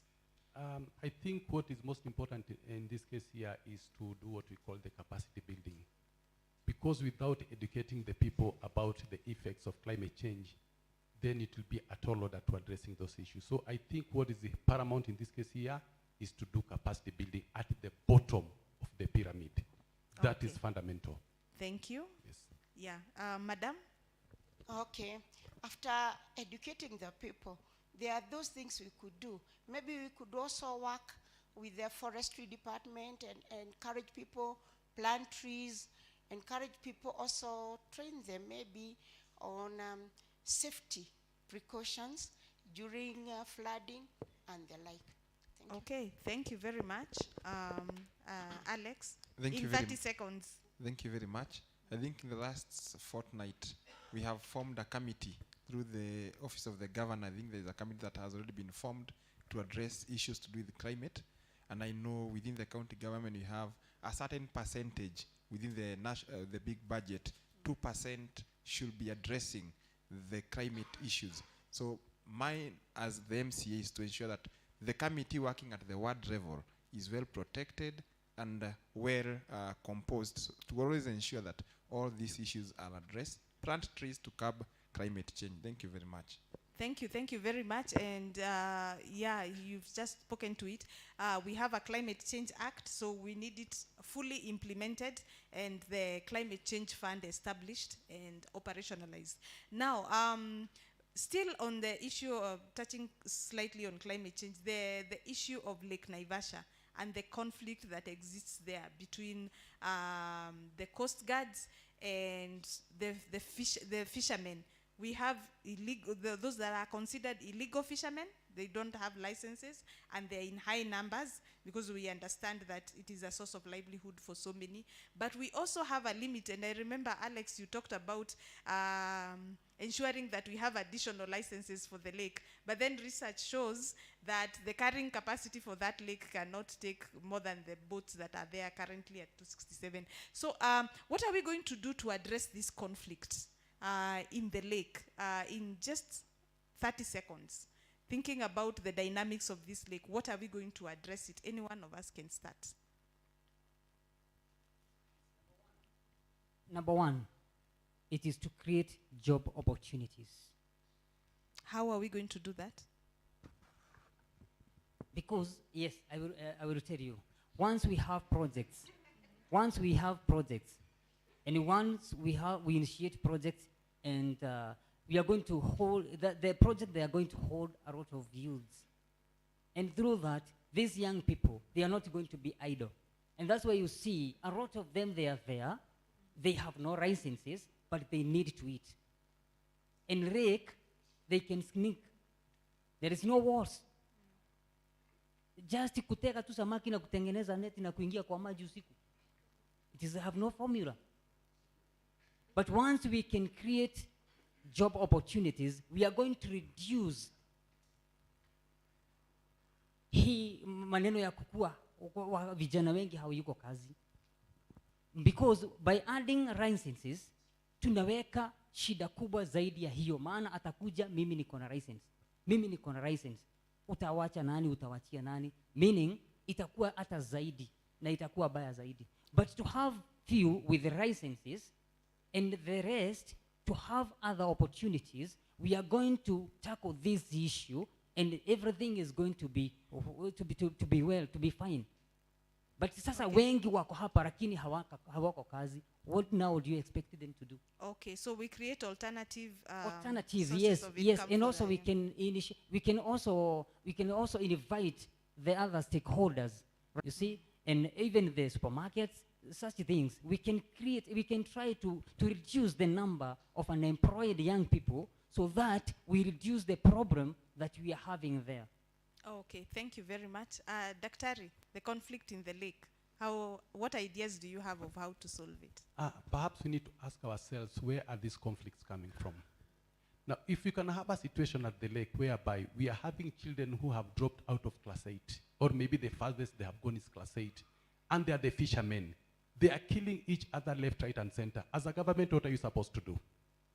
That is one of the reasons why the Coast Guard were deployed there. And this Coast Guard reported directly to the president. Can you overrule the president? No, it is not possible. It is on this premise that we need to scale this up, maybe at the governor level, so that we can have a candid discussion, and then we are able to address this issue. But I think what is fundamental here, because I know it's a very good area where people get money, and that's why at class 8, someone drops at class 8 and does not want to go further, maybe to join high school. Why? Simply because there's a lot of money. And in fact, I tell you what, they have been killing each other. Okay. So I think it's on that merit that the government decided to deploy the Coast Guard there. Okay. So I think if we can be able to take care of our children also, maybe so that we can avoid that influx at the lake, then this problem, I don't think it is that very, very big. Okay, thank you very much. The rest of us, please, straight to the point. If we could just give her the mic so that we can conclude this issue of conflict. Thank you. As we had said previously, if we would minimize the number of children who go there, like he has said, the school leavers, by helping them join schools, then we would have minimized the number of children idling there and becoming fishermen. By creating the polytechnics, as we had said, the people who are there would have gone to other areas to look for other courses which would help minimize the number there. So okay. What I think can also solve the problem at the lake is create more jobs elsewhere. Create more jobs elsewhere so that we minimize the number of people fighting for the fishery. Another thing is that maybe we could look for orders for the fish that is already caught there, so that we remove them from the lake. Then maybe they are working at hotels. Apart from the hotels, supplying elsewhere, other places. Okay, build value chains along. Yes, okay, the value chain, Thank you very much. Alex, in 30 seconds, what will you do to solve the problem? Thank you very much. I think most of these people who are there, they're just my former schoolmates, and they are our brothers, our sisters. I think I'll answer that using Opio's first question, of which I tuliza kwamba the first bill that we sponsor, we should have a bill that reopens all the viable industries. Like within LakeView Ward, if I am given the chance by these great people, I will ensure that the Pan-Africa, the pan-food, that industry that is next to Manera Primary School reawakens. Then the first priority of the people to be employed in that industry are all from LakeView Ward, and the first priority should be those people from that center, Bahari. So I think I have the solutions for these problems. Okay, thank you. The next question is about land that was raised by two people. There is the issue of titling of land in Kayole, and there is also the issue of compensation for land that was taken by government and the people who owned it have not been compensated. Any one of us who has an idea of how we can solve these problems can respond in just 30 seconds. Thank you very much. The land in Kayole that was taken by Ken Traco, that is one issue that is being discussed at the national government level. I think it has been tabled thrice at the parliament level. So I think that one, even the minister herself, Kalori, has come here in Naivasha. There is a parliamentary pact committee on land that has also come here. Yeah, so I think that one can be dealt at. There's something that you can do to fast track that process. Surely, as an MCA, let me just be honest, because hakuna haja tudanganyane. If there is something being discussed at parliamentary level, presidential level, ministry level, I think mi niko hapa bottom, so nitaenda tu pole pole. Asante sana kwa kuwa honest. Daktari. That question, I think information is very powerful. I think where it is right now, people don't know in fact where the case has gotten to. So I think what I'll do as the area MCA, which I know for sure on the 9th of August, they'll give me the position, I'll be able to tell them exactly mahali mambo imefika kwa sasa hivi. Ndiposa tuweze kujua mbichi na mbivu. Allow me just to respond to something kindly about people living with disability as regards to our schools. I think adopting some of our schools around to be integrated will be of paramount importance. And this has happened elsewhere. Why not in LakeView? I can give an example of Nakuru High School. It is an integrated school whereby all the children who have got different maybe complexities, the school has been able to accommodate them. And therefore, this is not rocket science. Once again, we can be able to adopt like LakeView Primary School or even Unity to be integrated, and we shall have solved that problem. Thank you. And I think the only person who has not talked about what they will do for PWDs is Alex. Thank you very much. What will you do? I had a very good idea for them, because these are our brothers, our sisters, our mothers, our fathers. To ensure that all the schools have PWDs friendly classrooms, accessibility should be there. Also, I'll refer back to Opio's point on the first bills that we sponsor in Parliament and in the County Assembly, and ensure that the county government is compelled to build at least a PWD center or school within the county government, within each and every sub-county, so that if we have one in LakeView, it can serve all the other wards that we have within LakeView. Currently, we only take our children to Thika. Madam has taken a kid all the way out of our county, out of our ward. It is not. Okay. Thank you very much. And the PWD Act, please, whoever gets elected, ensure that it is implemented. As we wrap this up, I would want us to, there's a question that came out from the audience. They want to know, you're seeking to be elected as representatives for LakeView Ward. What evidence do you have, something that you've done in the past that helps them to project your future performance? Wakikuchagua hawatakuwa wameangushwa. Na tukijibu hilo swali pia tuongeze, in case in the event that you are elected, what will be your first bill? What will be the first bill that you will prioritize in the county assembly? So Mama, maybe I can help make that time saving. One achievement that you are proud of, that you can unawezasimama hata juu ya mabati na uambie watu that this is what I have done.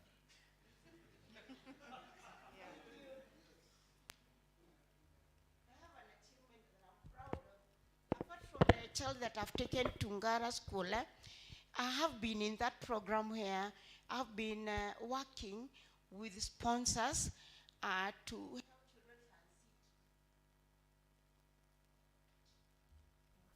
Probably you have just switched it off. Yeah. transit from class 8 to Form 4 and even to tertiary colleges. They are my friends. They have supported me and they are in this. They know that I'm here and they know I'm working out to be elected. And they promised if I get it, they will work together with me. Another one that I have done so far. Achievement, one. Only one. And then the first bill something you have thought about, first motion, first issue raised in the assembly. Yeah, goes back to the clinic that we are talking about. That one at LakeView and the Polytechnic, those will be the first. Thank you. Thank you. Mr. Alex. Thank you very much. Pardon the first question? One great achievement that you proud yourself of that shows that you can deliver. It can even be at the family level. Doesn't have to be thank you. Public service. Thank you very much. One thing that I always feel proud of myself when I think of myself as a public servant, I have been the chairperson of NGCDF for the last 4 years and 8 months. And within that time, I was able to lead my committee to transformation of the schools within Naivasha, that we have done proper renovations whereby we have implemented tiles within all the schools within Naivasha that we have touched. I believe that if people continue that legacy and building other classes, I think we shall have dealt with the issue with Naivasha whereby classes are built and we have cracking within those classrooms. No more repairs within the classrooms for at least a period of 7 years. And I think... You mention 1 or 2 schools that we can pass by as we go. Just not even far. We can go to Milimani High School. Milimani High School, just opposite here. Milimani Primary School. Tumetengeneza ghorofa na tumeka all those. So I think those ones are in my ward. Where did your role end and where did the role of the PMC? Because I'm sure every project your CDF has a PMC. Yes. Because the PMC can also say that's our achievement. So Thank how you. did your The policy, the work of the NGCDF committee and as their chair is to roll out the policies because we are given out the money and then we dictate what shall be done with that money. So that when I hand over the money to the PMC, the people who will manage the project, their work is just to do to the details what we have told them to do. So I told them to put tiles and they have put tiles. So I think I'm good. The first bill or motion you'll raise, or you've talked about it? I have talked about so many of them, yeah. But the first one is to ensure of major importance. We have been hit by COVID and other diseases. To ensure that if there is a population of between 2,000 and 5,000 in any place, in any ward within Nakuru County, because not just about LakeView ward, we must have a dispensary that is functional to the level of having a clinical officer because of those people. That will help us avoid community diseases that are obtained from the major hospitals that we have. Thank you. Daktari.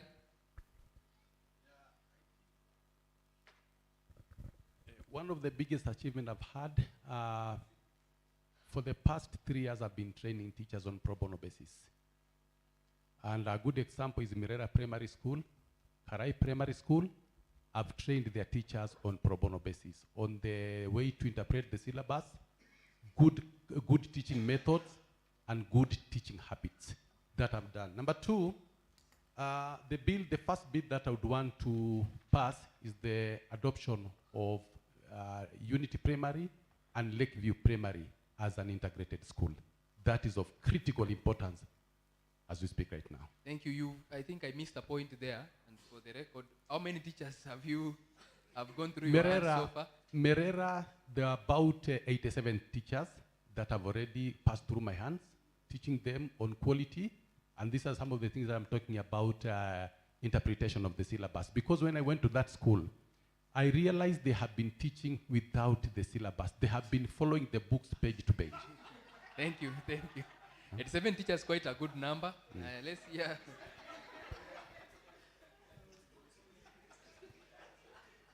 Thank you. Myself, I will start that Order so that we can hear from Joroge. in LakeView, I have done a lot. One achievement, one thing that everybody has done a lot. So Yes. one. And that's why right now, from so far, I am having more than 50 groups. Those I have been writing the proposals. They have projects, right, 500,000, and that is non-refundable money. They have incubators, the such youths. I have several youths that they have ikisiagi ya unga, wanatengeneza unga in LakeView, and I have touched all corners of LakeView. Even in Cuba, I am having a project with 200,000 of chicken. Hapa Maimahiu hapo. I'm having hapa ukiingia na Maimahiu pale inaitwa nini? Mairobiri. I am having a project of 500,000. Kihoto here, I'm having several. Tayore, I'm having several. So that's why I started to say that I have done a lot. Okay, thank you. And nikimalizia, also niko na vijana ambao hata saizi wako shule. Even right now. Na saizi ninatafuta wengine wawili watatu. And they are going to be given free. And save others, they have finished. They are doing their work in tertiary. And I have been looking their help and support even through KCB Bank and other initiative here in our Naivasha constituency. Okay, thank you very much. You could tell us now which will be your first bill to My prioritize in the county assembly if you are my elected. first, it is polytechnics and dispensary. Polytechnics and dispensary. Yes. Okay. Thank you very much. Just a quick one. There's an issue I'm reminded that we did not exhaust. We talked about land. We highlighted compensation, but there's also the issue of titling. I don't know who would want just a quick one, just to tell us what will you do to ensure that the people of Kayole get titles for their land. Number one. Very quickly, yeah. Yes. Just one thing. Yes, one thing. It is to make sure that the RAD owners, they have the mother titles. We have cooperated with elders and the RAD owners, the plot owners, so that we may sort out this issue. Because that is the big problem that you see.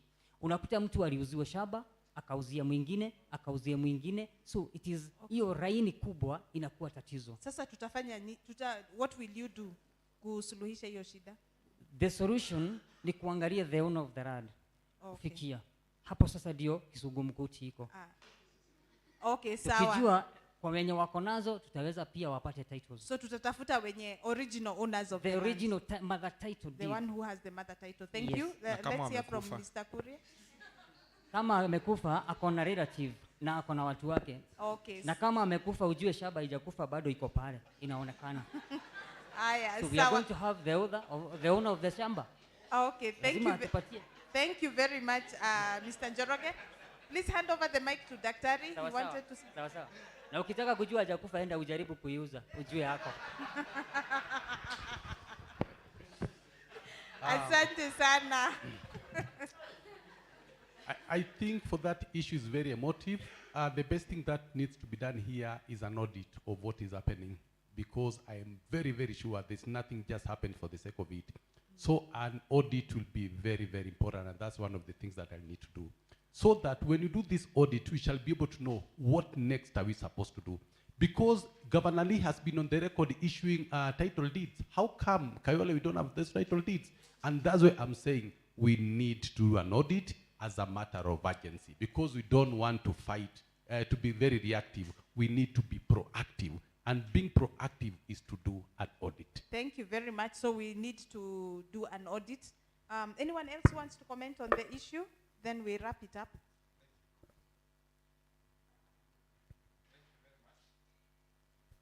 Thank you very much. I think on the issue of land, my two gentlemen before have commented very well. This issue has been a bedeviling issue within Kayole.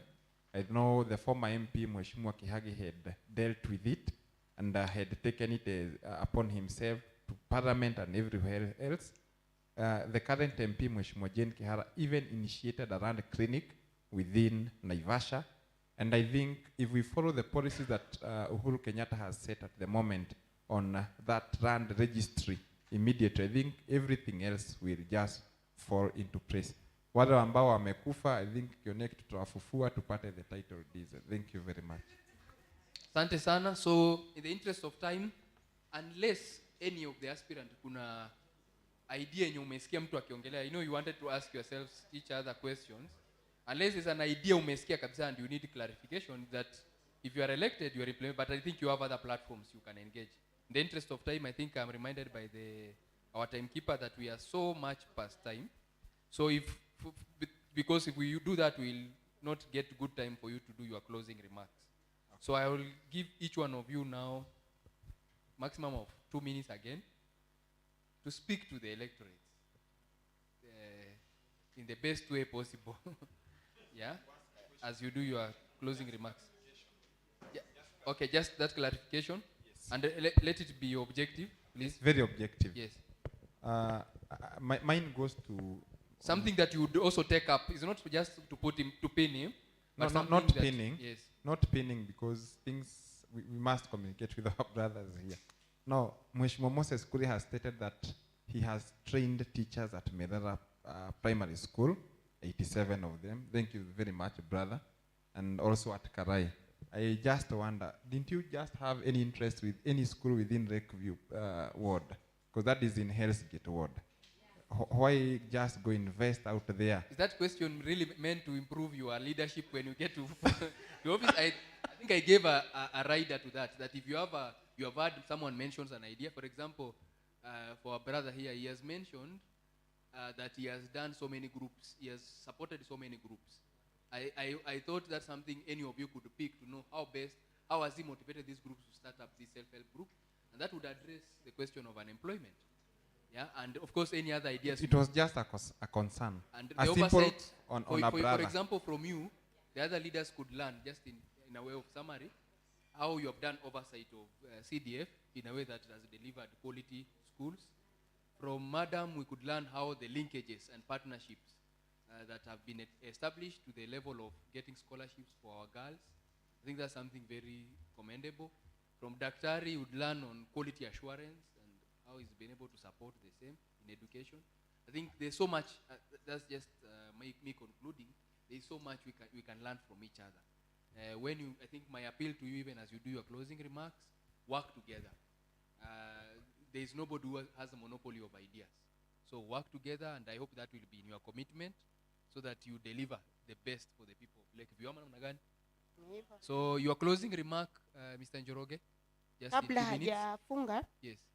Maybe ningependa kusema pahali ambapo Moses ametuambia integration of education, where you include the children with PWDs with normal learning.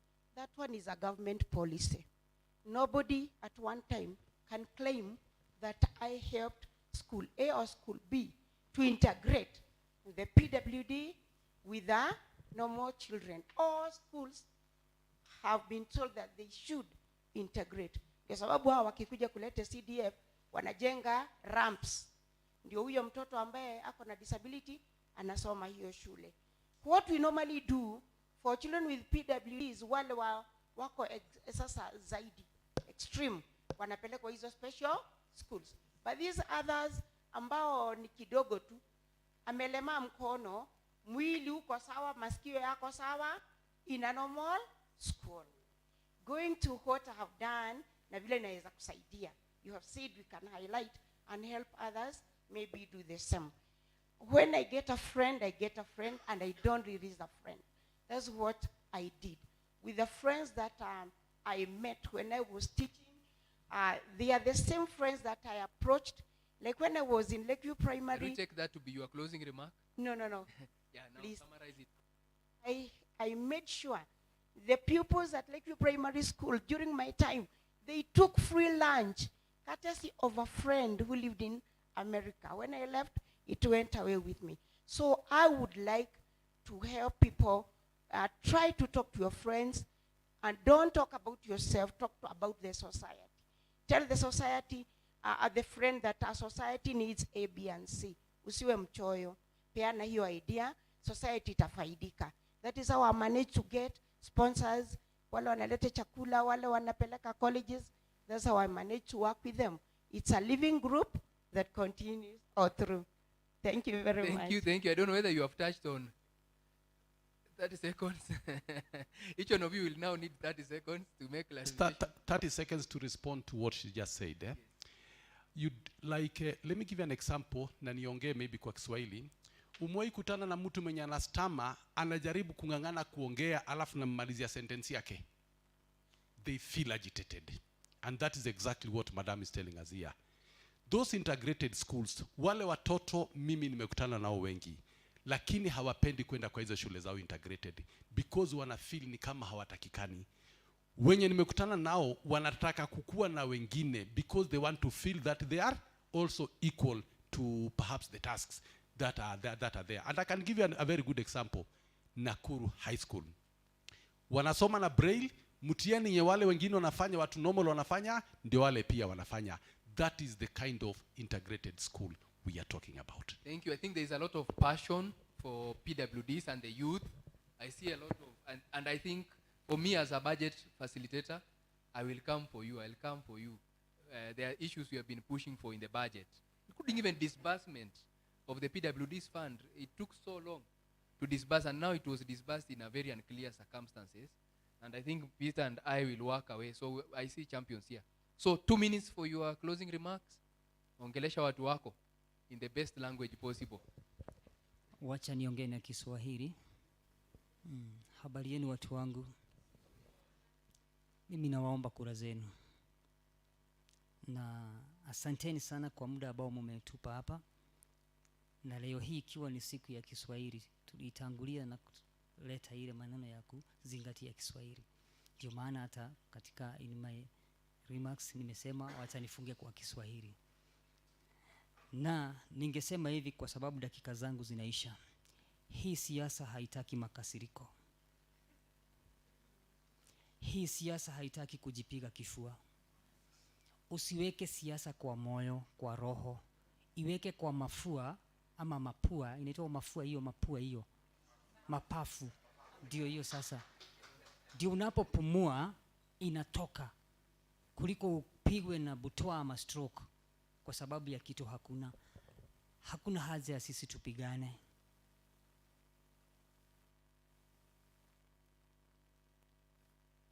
Please give him another one if there is another one working. Hello? You have 1 more minute? Yes, hakuna haja ya sisi tupigane na nyinyi mupigane. Venye unaona tuko hapa, kila mtu ako na interest yake. Kuna mwenye ako na interest ya kuongoza na kufanikisha LakeView. Kuna mwingine ako na interest yake nyingine. Nyinyi wenyewe ndio mtaamua, si ni ukweli? Kwa hivyo ningependa tuhubiri amani tunapotoka hapa. Tunapofanya kazi zetu, tunapoenda kupiga kura, tafadhali zingatia amani. Na kuhitaji sasa hivi kabla ya uchaguzi na baada ya uchaguzi. Maana Please. Maybe umeguza wewe mwenyewe. Maana mkiondolewa ama muwawe na ninatafuta kura kwenu, nitaongoza akina nani? Kwa hivyo mimi ninasema tusikuwe na vujo, tusikuwe na furugu, tuwe na imani. Asanteni sana, na iwapo mtanipatia kura zenu na kunichagua, I am ready to take LakeView to the next level, to make sure that LakeView have got the right and also have got, my idea and my vision it is to transform LakeView Ward. Na kuweka mambo yote wazi, kila mtu aweze kufanikiwa. Kama wewe ni mpiga kura wa LakeView, wewe ni shareholder wa wapi? Wa LakeView. So you deserve all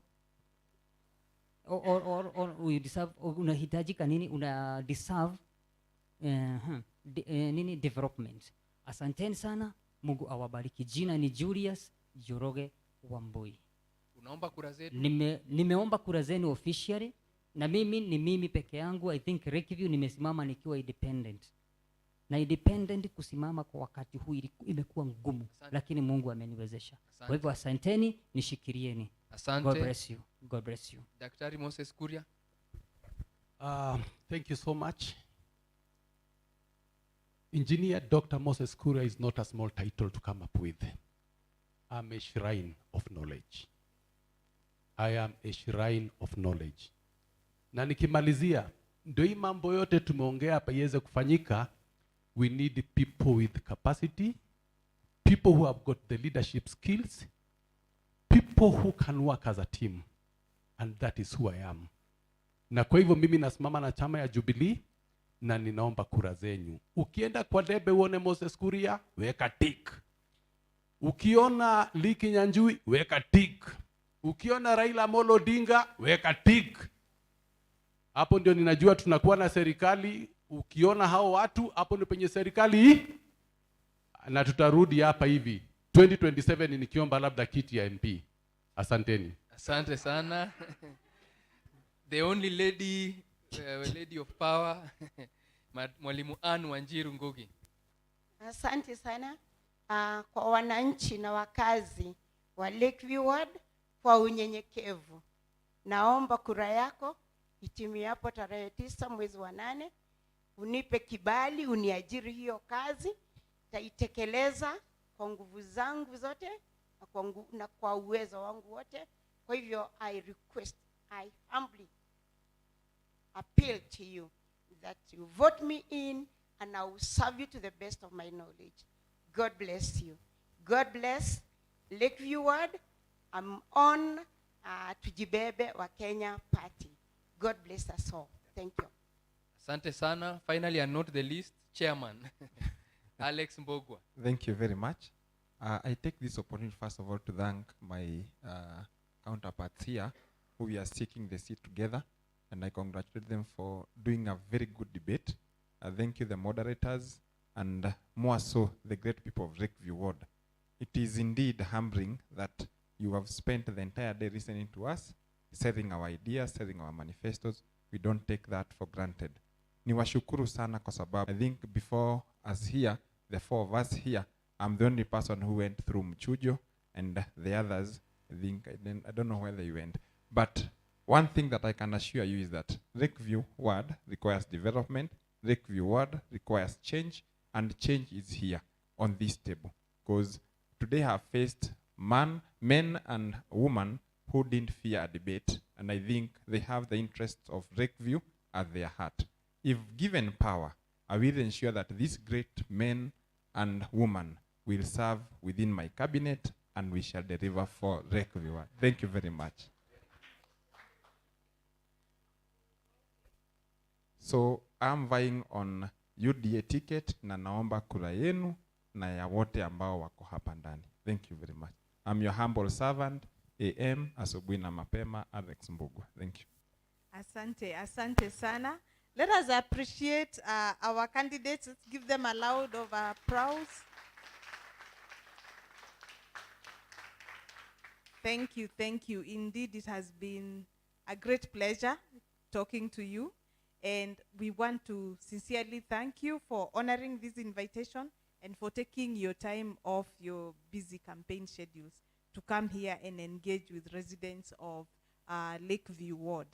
Tunawashukuru sana, and we also want to appreciate our audience for your patience and participation. Tujipige makofi. Asanteni sana. We encourage our candidates, whoever will win, ama apate nafasi ya kuongoza wakaaji wa LakeView. Let us continue consulting. For development to be responsive, we need to keep engaging our citizens. For legislations to be responsive, we need to continue engaging our residents. And also subjecting ourselves to scrutiny. Tusikie wananchi wanasema nini. Ni wapi ambapo pengine hatufanyi kazi vile ambavyo wanatarajia, kwa sababu matarajio yao ni ya yule ambaye watampa kura. So kutoka kwetu tunasema ni asante. We recognize that this sitting has been supported by USAID through ACT, Uraia Trust and Center for Transformational Leadership.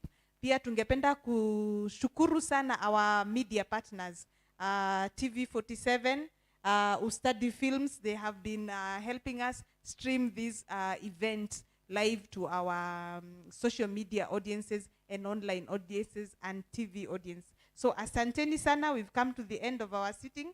We wish you well. May the best candidate win kulingana na watu wa LakeView ward. Asante sana, back to Peter. Thank you so much. Let's appreciate again our moderators for today's session. And even to the aspirants, another round of applause. Pia sisi wenyewe kwa kukaa hapa hiyo masaa yote. Sawa, thank you so much. So since I know we have violated your rights in terms of chakula and because of the time, so I'll again request that I'll get someone to pray for us. And before that, I'd like to appreciate all of you for all the roles that you have played in your individual capacity, even being here, representing our members from LakeView ward. Those of us who have been active on social media, seated here, engaging with the audience, we appreciate you so much. Even we want to thank the hotel for agreeing to host us today, Jaza Resort. We thank the hotel management for agreeing us to use this awesome space here. So we don't take it for granted. And again, we appreciate that they have prepared for us a meal that we'll take as we leave here. So, and also make sure that you had signed the registration form once you had entered. I'd also like to thank our sound system engineers in the room. Thank you so much for ensuring that we are audible and we are clear in terms of our communication. So, and with that, I don't have much to say. I wish to invite one of us to pray. Then after we pray, we'll proceed to the next room where our lunch is served. Yeah, it's served at the room. Then we can have our lunch by the swimming pool as we enjoy the serene and the ambience of Naivasha. Of the LakeView. Thank you so much. As we view the lake. So I wish to invite, thank you so much. So pray for us. And even pray for the candidates that may the best of them win. Okay, before I pray, what I would like to say is I'm humbled to be here and be part of this discussion. And as for us tomorrow, we'll be doing a Naivasha Youth Peace Declaration there at Buffalo Mall. So if you are free, we all invite you. So let's pray. Baba, tunasema ni asante mchana wa leo Baba. Tunasema ni asante kwa maana umetuwezesha kufanya mkutano na viongozi ambao tunawatarajia Baba. Na tunasema Baba kuwa wacha tupate maarifa, wacha na tupate uwepo wa kumchagua yule ambaye tunaamini atatufanyia maendeleo katika huu mtaa wetu wa LakeView Baba.